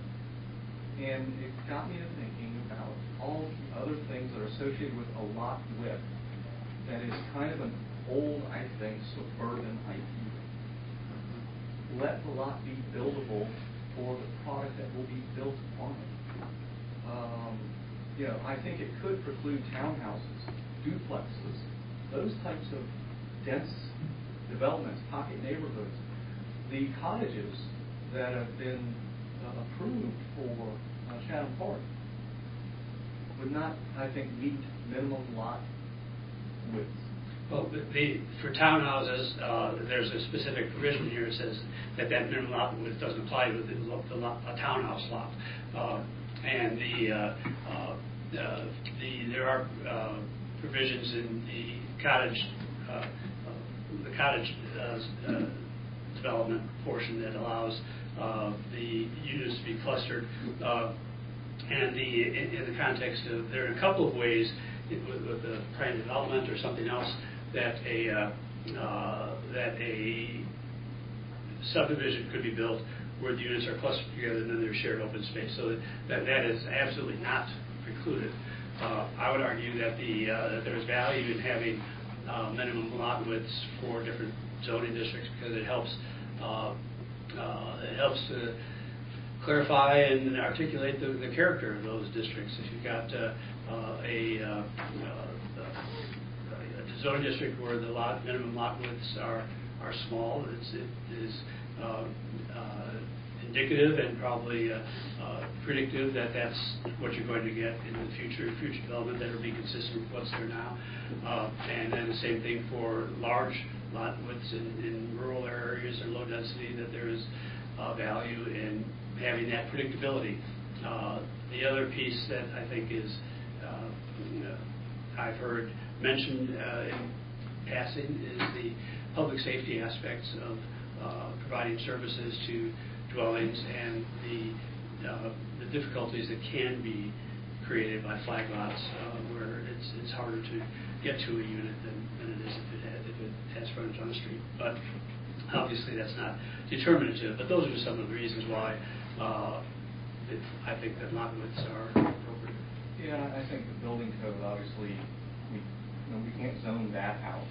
So that will always apply, and that will address some of those public safety issues of flag lots you mentioned. But one of the things we were just talking about earlier was this concept of affordable housing and mixing it in. And one of the things that lot widths will do is probably be not as inviting or not as permissive to have this mix. Because I think we do know and recognize that the size of a piece of property and the size of a dwelling unit will have an impact on affordability. And if we can't mix and mingle them in amongst the particular lot sizes, we may not be able to get that type of eclectic collection, and we may get the predictable, homogeneous lot sizes and that kind of thing. So that's what I'm thinking about when I think about minimum lot width. So those are some of my concerns on just lot width, and I will leave my comments at that. Could I just offer a response to that, to the affordable housing piece? Because that's, again, I've done a lot of work on affordable housing. One of the issues there is that, and you talked about this before in your last agenda item, that you want to be able to have a mix of housing types, mix of housing sizes and incomes and so on. You don't want it to be just homogeneous. You also don't want to have a situation where you have a neighborhood and where the affordable house is very obvious. Oh, it's that one, because it's so different from everything else. So I think that there's a gray area there, and you've got to have a balance. And again, I think that there's a lot of flexibility in here to allow mixing of different types in a particular zoning district. Less so in the very rural districts. It's harder to do that in the with 5-acre lots.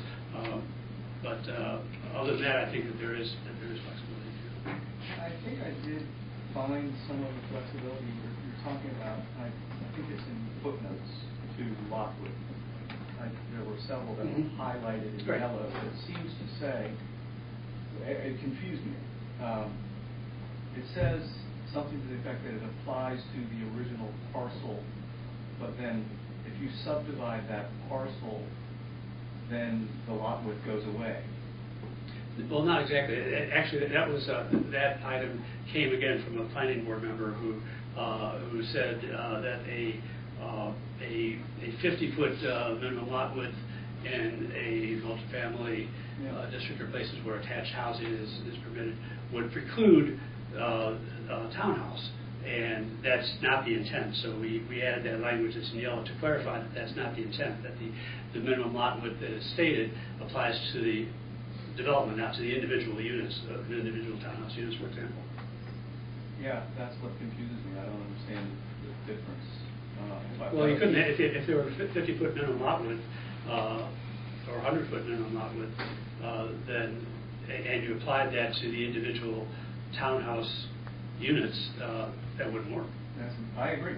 So that's why that yellow language is in there. Yeah, but the yellow language, what I'm not understanding is it seems as though I've got, let's say I've got a 1 acre parcel and I want to divide it into 6 pieces so that I can put 6 townhouses on there. Does the 50-foot lot width apply to those townhouses, which is my development? No, that's not what it says. I'm confused as to what it says. It applies to what? To the project. What's the project? What you said. So those 6 townhomes have to be on 50-foot. If they're on separate lots. No. If they're on separate lots. Townhouse is only, it's not, you don't have a yard on the townhouse. The townhouse is on its own lot. Yes, it is. Right, so it has a 50. It is on its own lot that is created as part of a townhouse development. Okay. So the development has to have a lot that meets the minimum lot. So each townhouse lot has to have a No.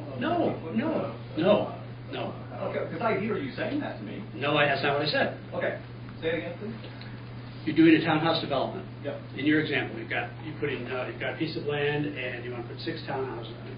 So you come in with an application for that on that lot, on that piece of property, and there's a minimum lot frontage, minimum lot width for that property. Where the development that you're asking for, permission to develop these townhouses, you get that approval, and then with a townhouse development, then you can, as you're developing the townhouses, you can carve out the lots such that the land underneath each townhouse is its own lot, and the property owner can own the building and the land underneath it. But it is part of this larger development.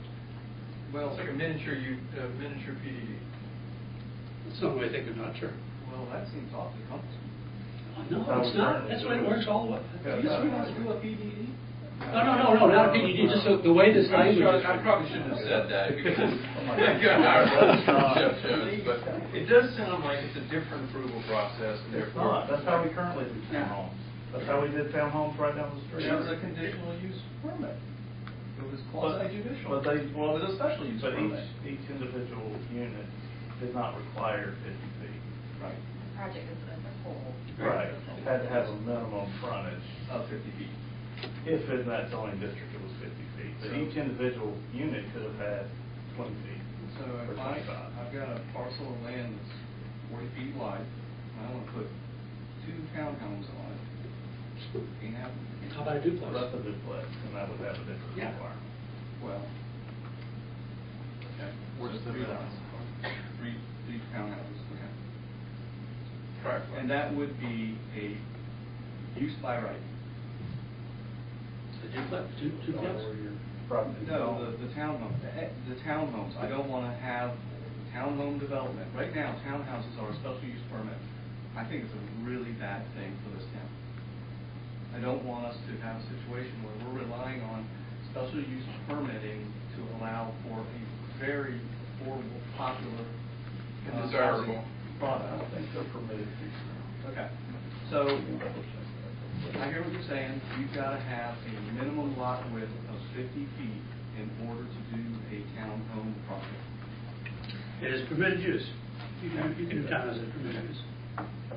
And so by having a lot width in there of 50 feet, we're saying that the parent parcel to be subdivided to townhome parcels must have a minimum lot width of 50 feet. If that's what it calls for in that zoning district. Yeah, yes. I think it's Yeah.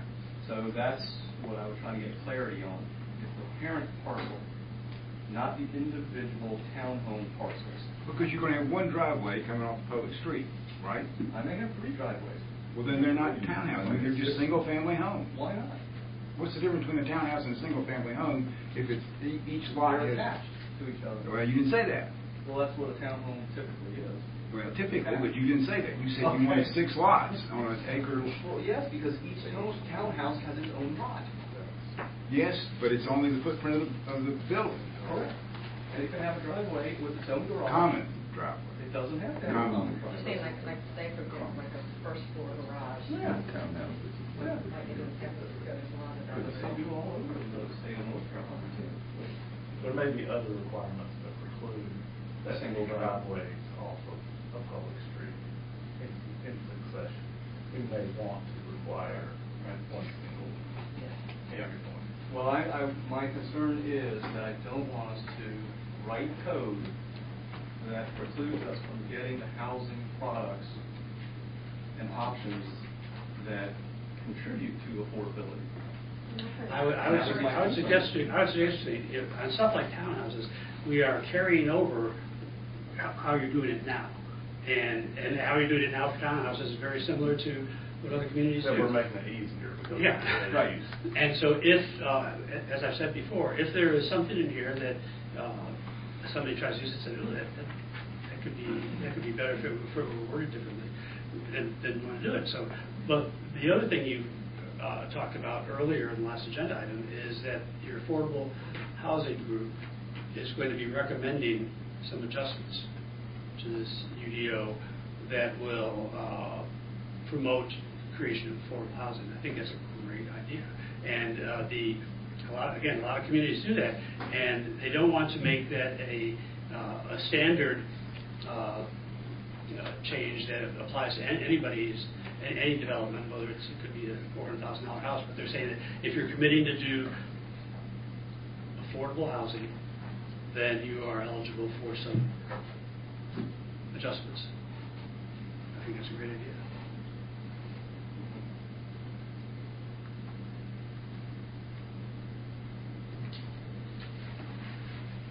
It sounds like one of your concerns would be if you have infill pieces of land, you could put in a tiny house. But it might not be allowed, even though there's just a little infill spot downtown. Right, and what I hear the justification is a predictability benefit, which I don't know that I endorse that as a benefit worthy of some of the downside. There may be other things like, as followed up by Roger, public safety, utilities, trash pickup, curb cuts. We want 10 consecutive curb cuts and trash pickups within the same. Looking at efficiency. There's predictability, not just from visually, but from, as it functions in a town, as we do our business of the town. Right. Well, I've seen some very, very attractive housing projects that have done that driveway that you just described. Very, very attractive. And Roger, you're probably familiar with it. Franklin Grove is a fantastic project. And those driveways are very close together. And it is a very tight community. Chapel Hill. I mean, but what I hear you saying is this language does not preclude that type of development. That's correct. Okay. Yeah. So I was confused by the language because it makes reference to the development lot, the entire development lot. Right. So that wasn't clear. We needed to define development lot for you, and put it in the definition as a parent parcel. I understand it now. But it may be for another Right. reader. I know. We may want to do that. Yeah. It's not just so clear.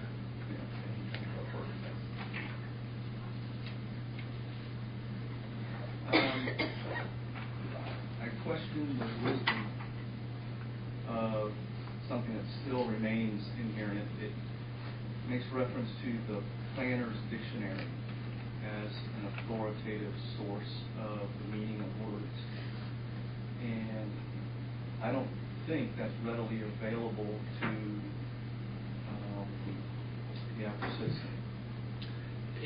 It's available online, and most of the terms that are in Article 10, that's where we've got all the definitions. Got a lot of definitions in there, but there might be something, a word that somebody is using in a development context that's odd, that's funky, that doesn't that isn't defined here, and so we're suggesting that one good way to one good resource to understand what a funky word might mean. So yeah, well, I don't want to. Again, I think this development ordinance needs to serve many, many audiences, and I don't want it to be exclusive. We get to a funky situation. They should be talking to the department, and then we're giving a If that interpretation is not what they thought it was, then they have an appeal process. Right, but the average person can go to their bookshelf and pull a dictionary. Say, We're talking about an unusual circumstance where a term is not, may not even be in the dictionary. Maybe used differently. Right, I'm not seeing this language in another ordinance. And I know our current ordinance says common uses of words as defined in the XYZ dictionary. And I just don't know, I'm questioning the benefit of going to an exclusive dictionary or a different type of dictionary as opposed to what is readily available to all of us and anyone else. I'm questioning that. I don't think it's... It could be removed, but I think it's helpful to provide a resource if there is a very odd word that somebody doesn't understand, and it's not in the dictionary, but it's a planning term. It seems like that's a useful resource to have listed. It would be very easy to strike it. Yeah, that would be my vote to strike it. So I would not be able to use that dictionary at all if we strike it. Me or other folks who interpret the ordinance. So I wouldn't be able to turn to that dictionary if we strike it. You would not be able to turn to that as an authoritative. Okay. So he's just going to wing it? No, he's going to use the system we have today. He's winging it in a lot of respects. He's interpreting other business use from time to time. Right. So he's using discretion and common sense and judgment and all the years of education that he's got. Right. If he could look at a book and point to a page and say, this is what it says here, I agree with that, there's something to put your hand on. It's objective. What you're asking for is the same subjective nature that exists now. I would like to read this sentence. Documents for all of us. May I read this sentence? Because I think that, well, let me read the sentence. What it says is, the term is not defined in this article. The planning director or town engineer shall have the authority to provide a definition based on the definitions used in accepted sources, including, but not limited to, a planner's dictionary, a glossary of zoning, development, and planning terms, and a survey of zoning definitions published by the American Planning Association. It doesn't say that you have to use that. It says the planning director may rely on that for making an interpretation. I can't see anything wrong with that. Yeah, they have to be able to use the tools that are available.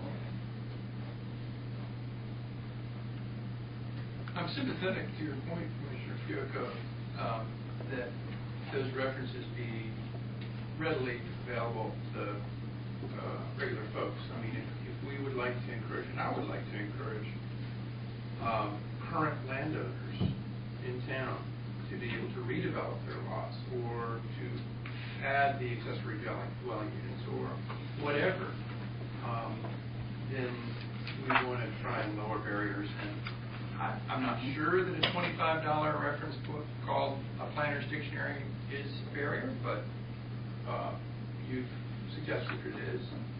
And I'm sympathetic to that. I don't want that to hold up this draft UDO being approved. I feel like there are a lot of really important things that you brought up, and I really appreciate this conversation, especially with regard to clarification on this 50-foot minimum lot width in regards to townhomes. And I'm curious for more clarification of Planning Board Member Kyle Shipp's concerns about accessory use structures and disparities in sizes of principal structures. But those things, as urgently as I feel we need to address them, I also feel like we've got to get this UDO pinned down as an admittedly imperfect tool with our motivation and drive and determination to continue to improve it as quickly as possible. So I don't want to cut you off because I think you got a longer list, No, but I I- did want to chime in at this point. I've got just a couple more things, but I'll say that I'm not as urgent as I have felt for the 9 years I've been on this board of getting our ordinances more up to date. I don't feel any pressure to adopt something that I recognize has flaws without fixing them. And we've just received a pretty darn substantial document that has gone through a lot of changes that we haven't really reviewed or seen in quite some time, honestly. And so I'm going to, it is my plan at least to take the time that I need to make sure I understand it, because I deal with these types of documents on a daily basis, and I recognize how they impact and influence the public as well as the private sectors. And I'm going to make my contribution to it as much as I'm able. So that's my plan. And I know that there are probably some of us who feel more urgent, ready to move on and push it through, but I would like us not to do that and take a little bit more time here to make sure we're comfortable and feel like we know what we're doing and what it says. Because what we do have a set of regulations that the town is very familiar with. As flawed as they may be, we know where the problems are, and I want us to minimize the new unintended consequences that we will create.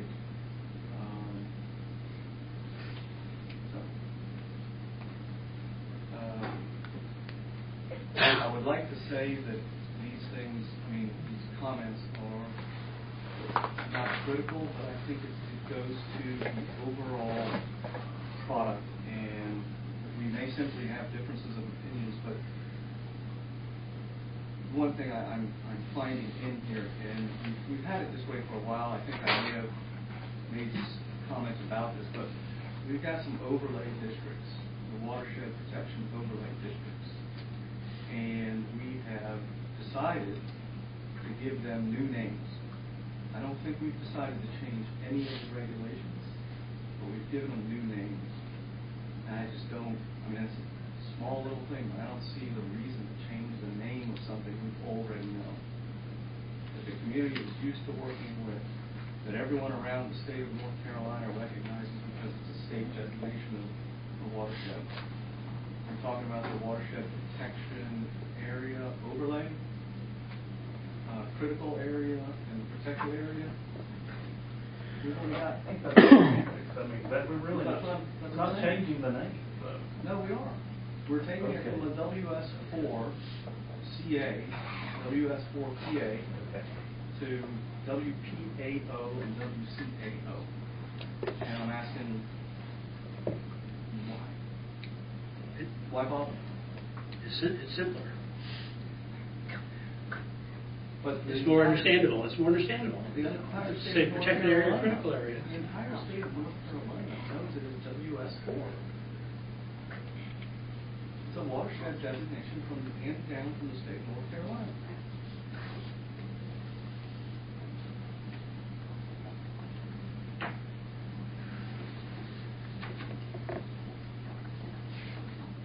So those are minor things. I think they're important. I don't see I'm questioning the benefit of changing these names. Thank you for the clarity on the lot width. That's helpful.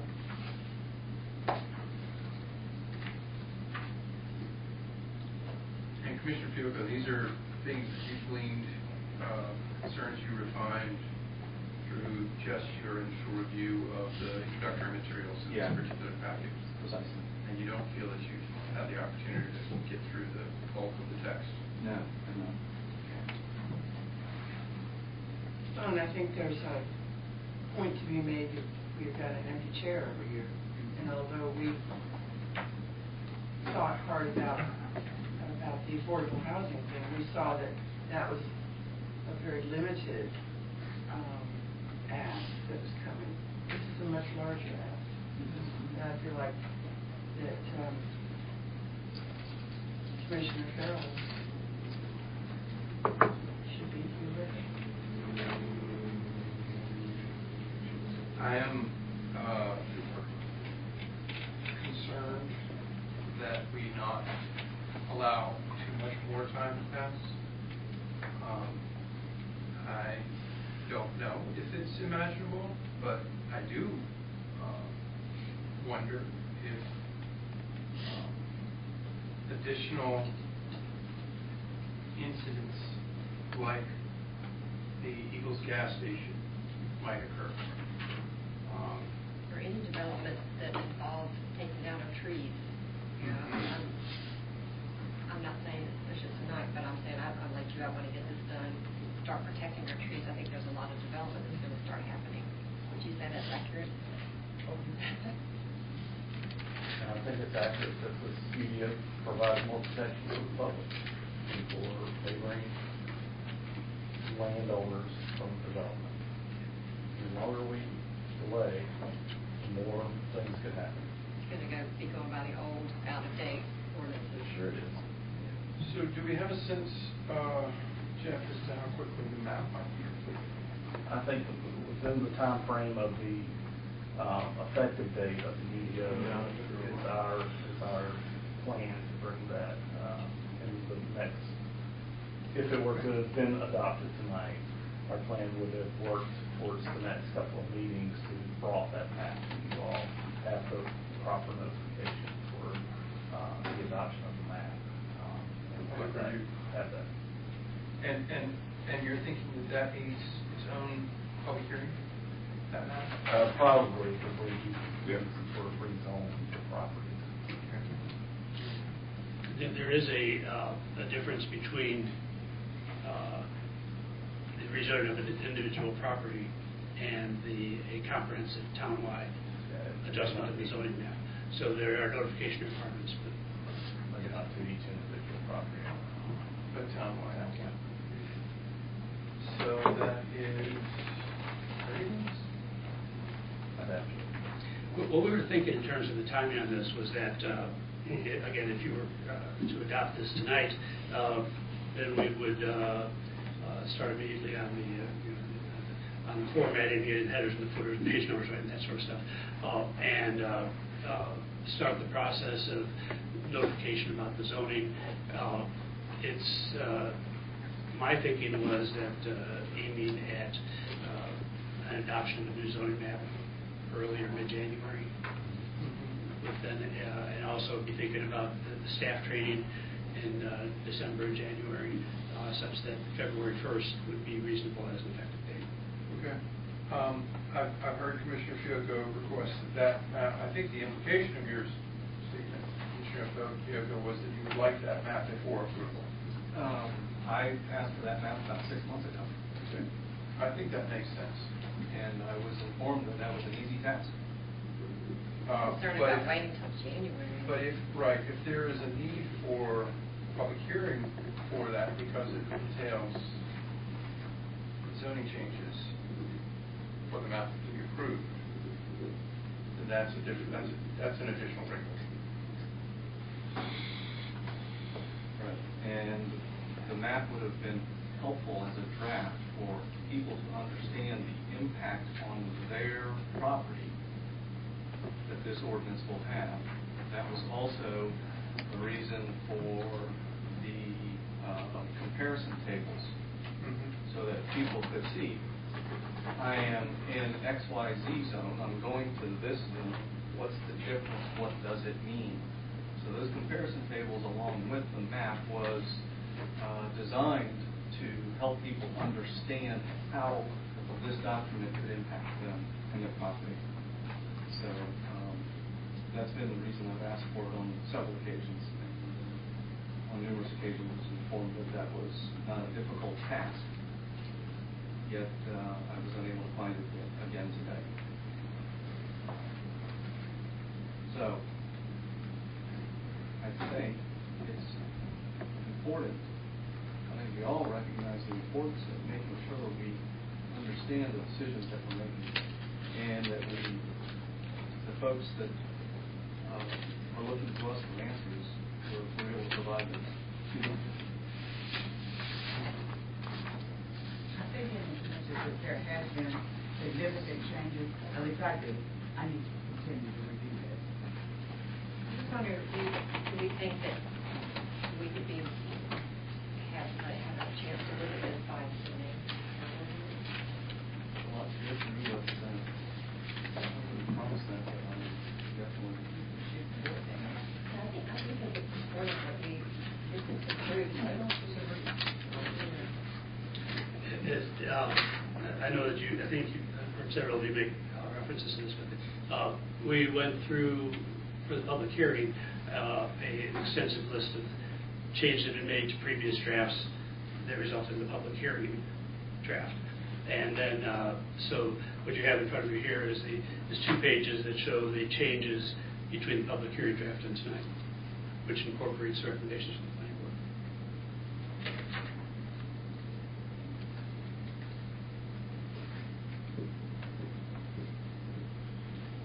That's helpful. Let's try for that. Let's try for 2 weeks. I think that the Well, your input is valuable. You have the experience, Absolutely. knowledge, and think of You know, many of the goals that were stated at the beginning, I think, have been achieved through this document. I think the organization is well put together. I still think there's a little bit more hopping around than I would prefer. The graphics are very nice. I think they're helpful in communicating. So in many ways, I know that we've restructured a lot of the review and approval processes. That is very helpful. But digging into the guts of it and how it has the ability to affect property values and people's expectations and understanding how they have planned to use the property and how this may affect it, I think is critically important. And I want to make sure that I'm able to answer questions when folks turn to me, and often do, turn to me to interpret documents. So it's important to me that I understand. And the last thing I want to say is, well, it was about time we approved this, and I feel that it's not really understanding it. So that's where I'm coming from. I feel that need and that obligation. All right. Do we need a motion to place it on the agenda 2 weeks from now, or this will our failure to act or our decision not to act tonight would be sufficient to bring it to the agenda? I think a motion to table would be better. yeah, definite. Motion to table with definite Yes, ma'am. recalendar. Okay. Do you want to make that motion? What is that? I would like to suggest, I believe we're going to have a Thanksgiving holiday in between. I would like to suggest we go to the first meeting in December.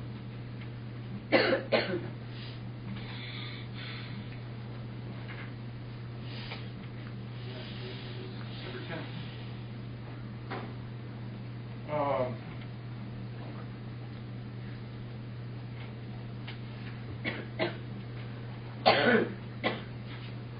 One of my hopes, Commissioner Jacob, because of the richness and value of that conversation we just had about minimum lot widths and townhomes and the like. I really appreciate and enjoy hearing where you're going with that.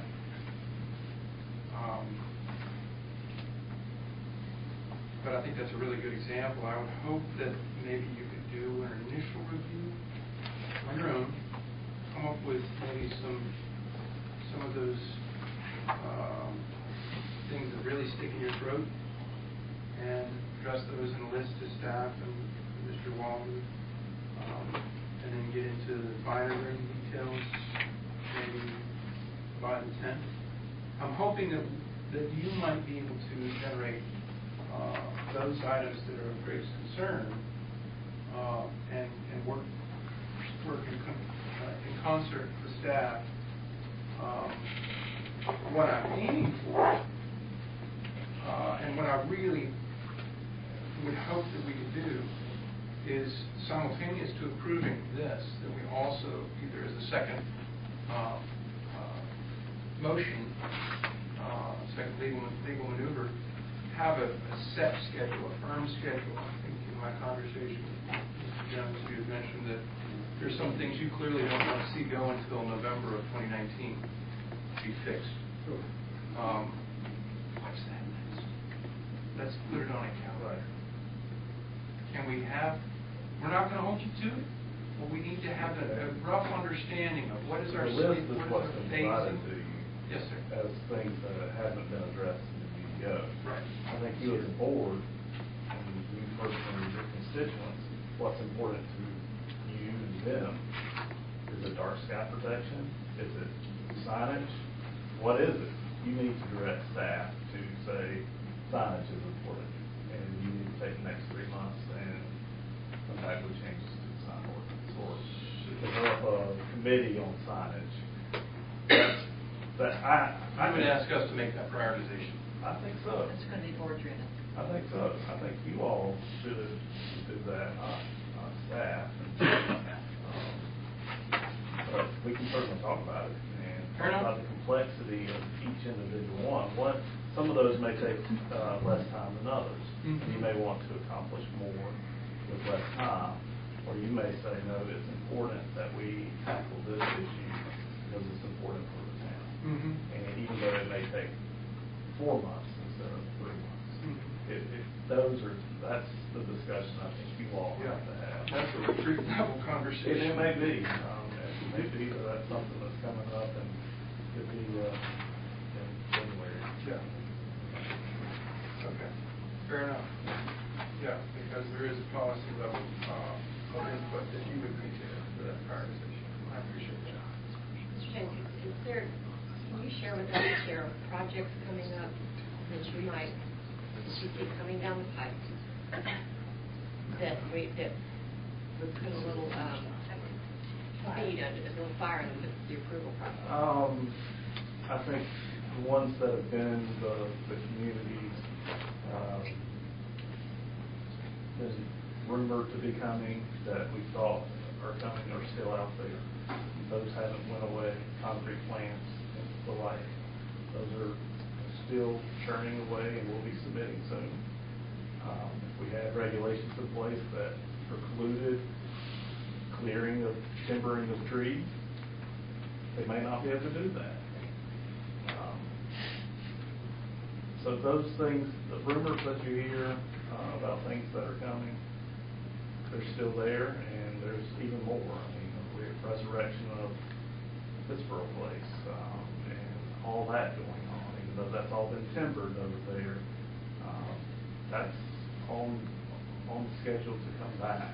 It's more than just timber, it's streetscapes and it's... Oh, yeah, I just noticed the turn at the CQ is all rutted out and probably isn't built to spec for the amount of traffic that development down that industrial drive could accommodate. You know, we have the issue with Powell Place with one main exit.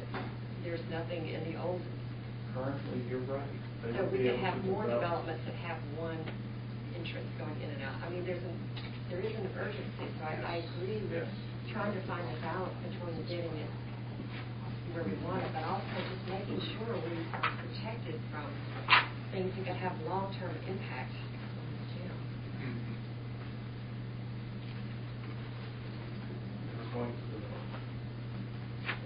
we've requested to act on it, though. Whether it happens or not, I don't know. But it will be before you.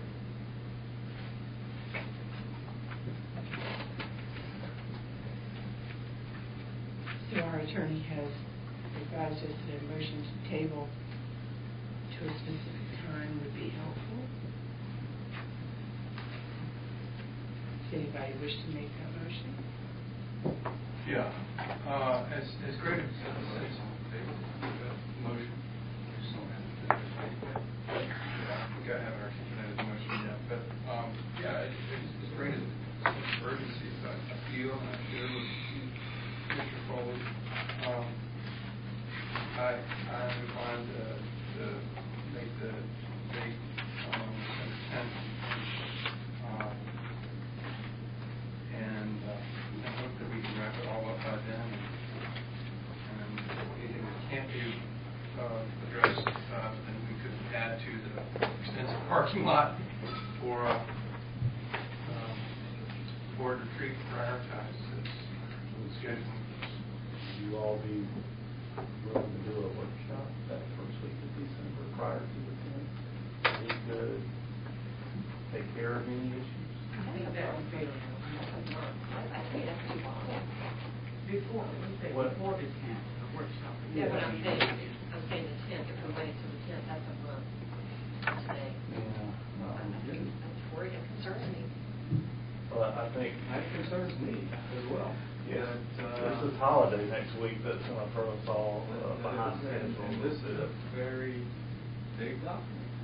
It's a very big deal if a developer comes in and does things that we're going to be looking at. Yeah, but I think that Get a holiday anything that comes in today, the effective date we're suggesting is not until February. So anything that's submitted this month or next month is going to be able to go under current code. That's unfortunate. That's just where we are. But the sooner we can get it adopted and effective, the better. But if we can get to a better place on the 10th with a workshop, either the last week of November or the first week of December, I'd be willing to do that.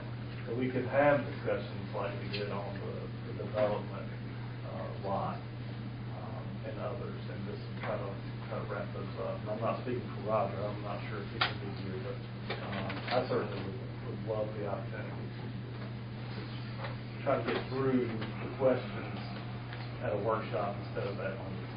Do you see including the planning board as well? You know, I think that would be up to you all. The planning board has made their decisions on their recommendations, but, you know, I think the more we give the planning board, and I understand that they are an advisory board for you all, the more time we give folks to look at this document, the more comments we're going to have. I'm just going to tell you that's what's going to happen, and we're never going to get to a place we're going to. Well, that's right, but we can add those to the parking lot. We could, but some may rise up enough that we can't move forward with whatever that might be. But I hope that that's not the case. I don't think it would be. But you all would be able to invite them.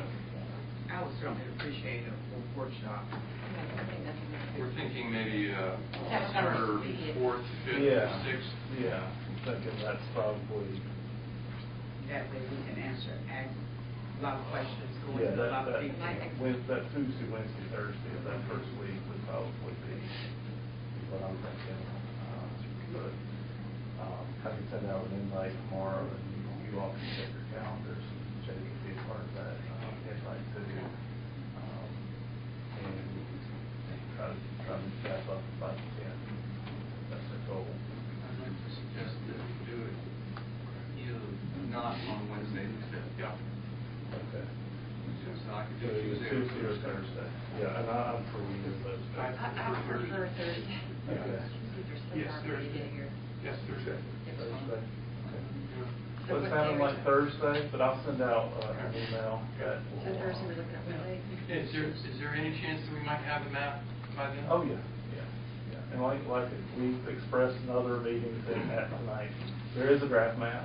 Okay. I think what the issue could be is that we have 3 commercial zoning districts. And what are we going to zone C1 and C2 moving forward within the UDO? That discussion we have to have. So is it straight commercial, or is it neighborhood mixed-use center, or is it commercial mixed-use center? That's the real discussion that I was hoping that we would have through the map discussion. But we can definitely have a draft of what staff feels like we should do. Now, I'm willing to try to set myself to constraining that section of the conversation, defining, like, let's set ourselves a time limit for that conversation. Right. I don't know if that's wise or not, but I'm willing to do that because, again, I feel a sense of urgency. But that does sound like a pretty important conversation. Yeah. But, I'll forward the draft map. You thinking around 7 o'clock? That was done. Yeah, earlier, better. Free anytime on Thursday, day off. Let's do 6. That might push me, but I'll try. Okay. We'll try to. Okay, we'll try to 6. We can get started. But I think that'll help us on the schedule. John, Anything else tonight that you all want to bring up or to sort of wait a little bit longer, or go through it a little bit longer and then on the 6th? While we have Roger.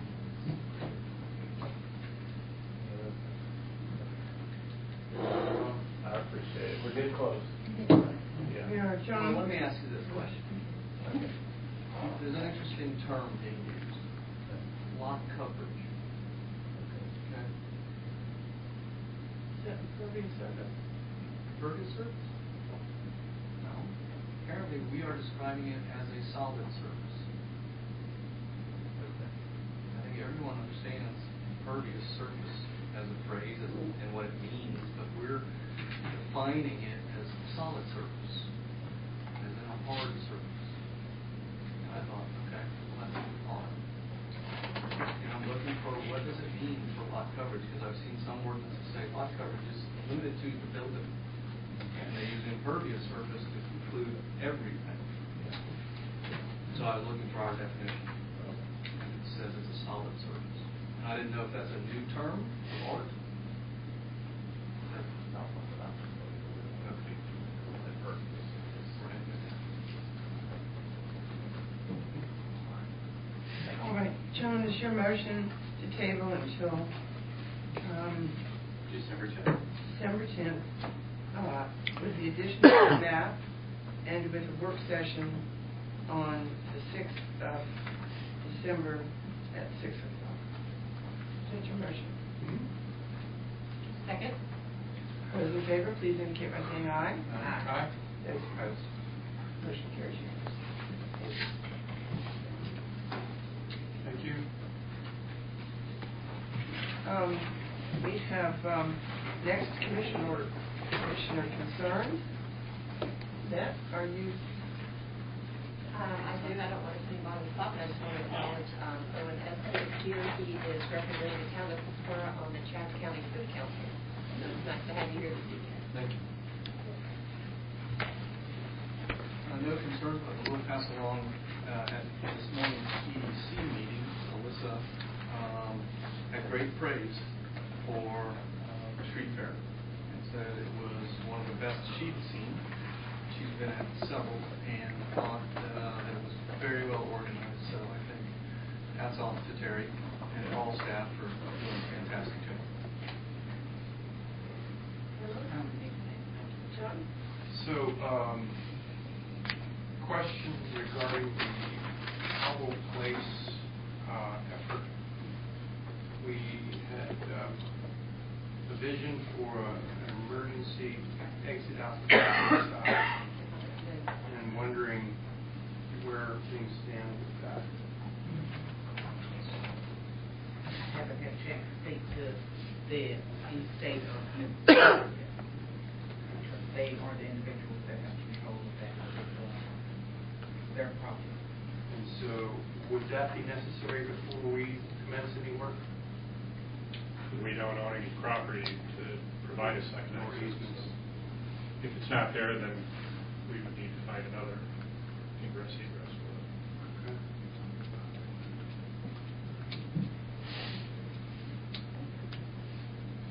And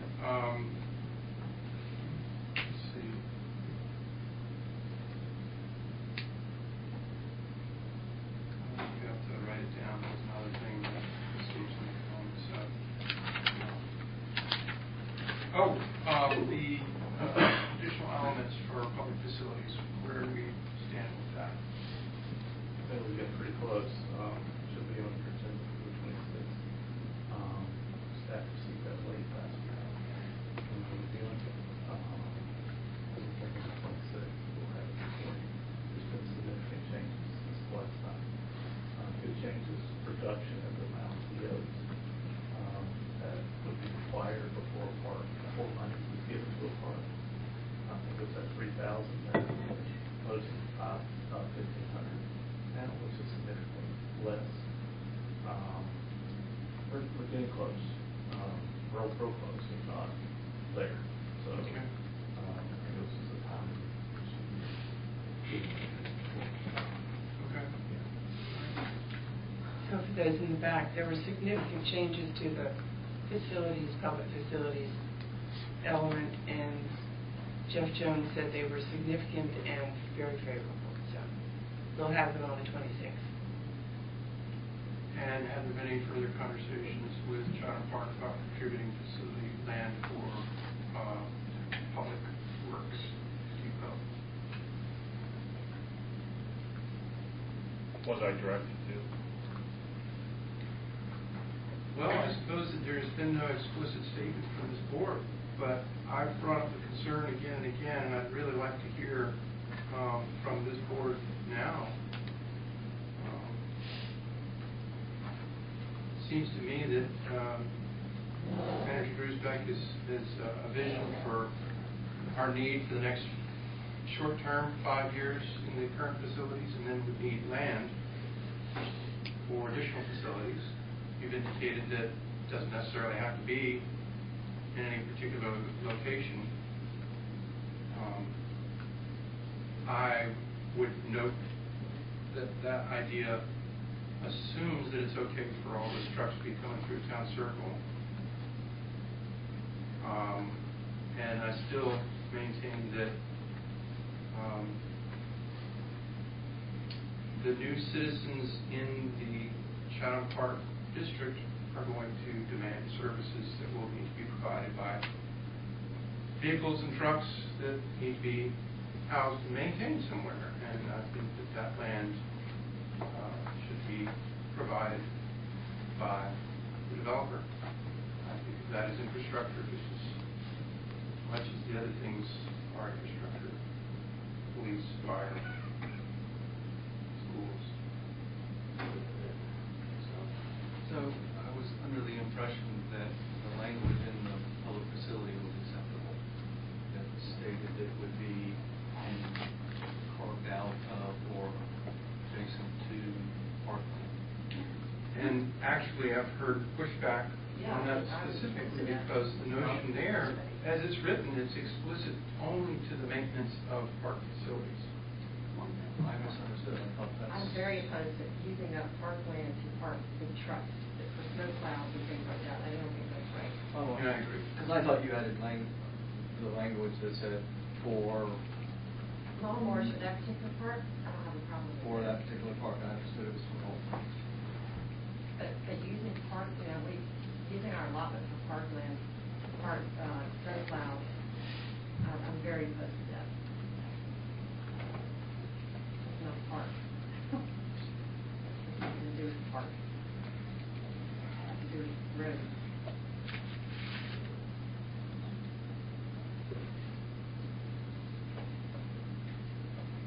Then, does the board want to direct Manager Brian Grusbeck to investigate that as he continues in his discussions with Chatham Park? Now, I want to clarify, my impression was that on the existing space, you thought there was room for expansion that you could only fill for the next 5 years. I thought it was more than that. I think with our existing property that we could get by for about a 5 to 10 year period. That's what I was saying. 10 years is what I had in my head, but that's not that long. I mean, it really kind of depends on what kind of uses the town defines for itself.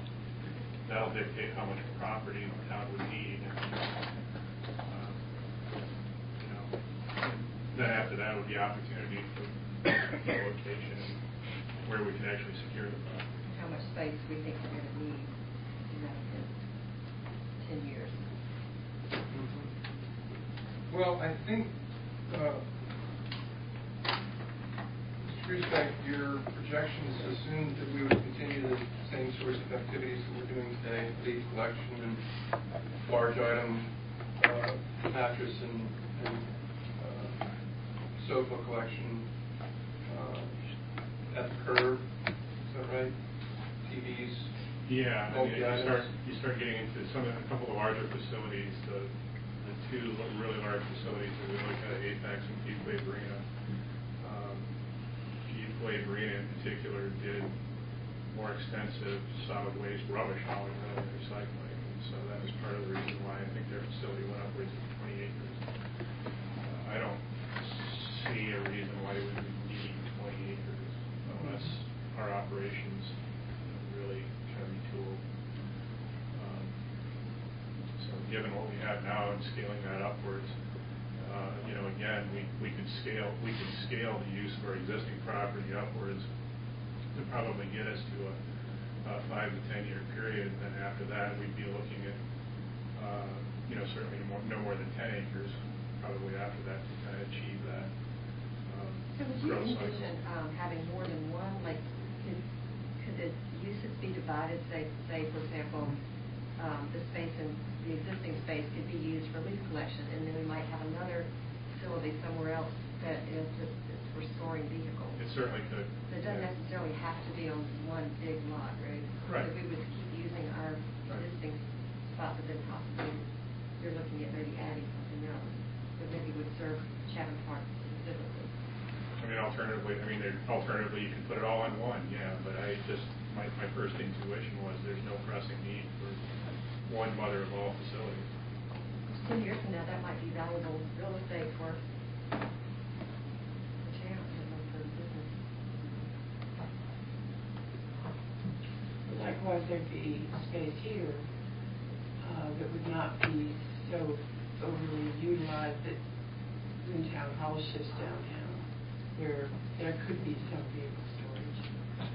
Yeah, well, that's part of the reason not to cross the streams here, beams or whatever, but that's kind of the town hall conversation in terms of police station and, you know, locating. My dream would be to locate the police station, all things equal, in the same facility as everything else as our other operations, but the number of vehicles the police department would need to park, especially in a future police facility, would be pretty extensive. So I think there's a period of time where we could do some vehicle parking here, but as the department grows, that might be more challenging.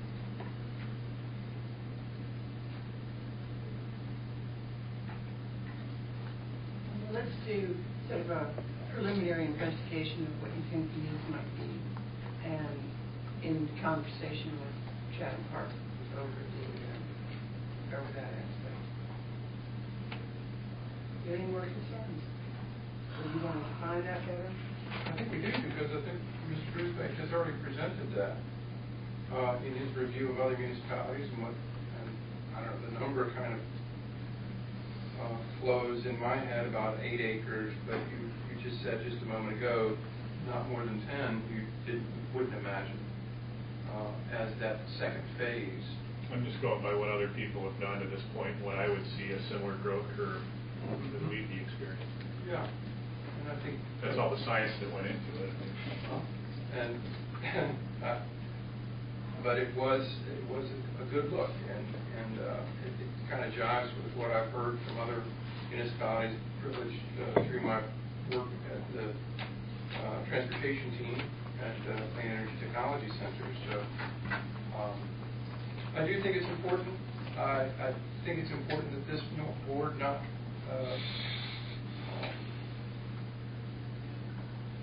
overlook or ignore the implications on taxpayers.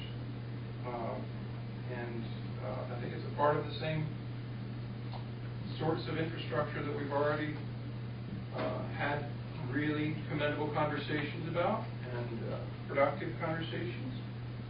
schools and law enforcement and fire protection and utilities and now parks. But if we don't do something, then it will be entirely on the backs of taxpayers, and I don't think that's appropriate.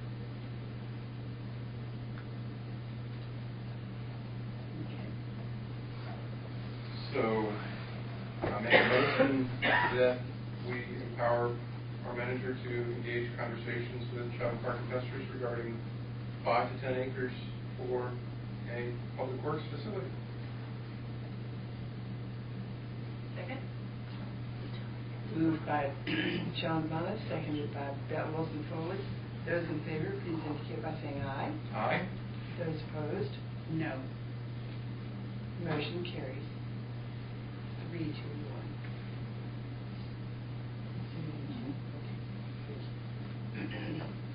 All right. Thank you. So that's the end of commissioner concerns. We next have a motion, we need a motion to go into closed session for the purposes of consulting with our general attorney regarding pending litigation and property.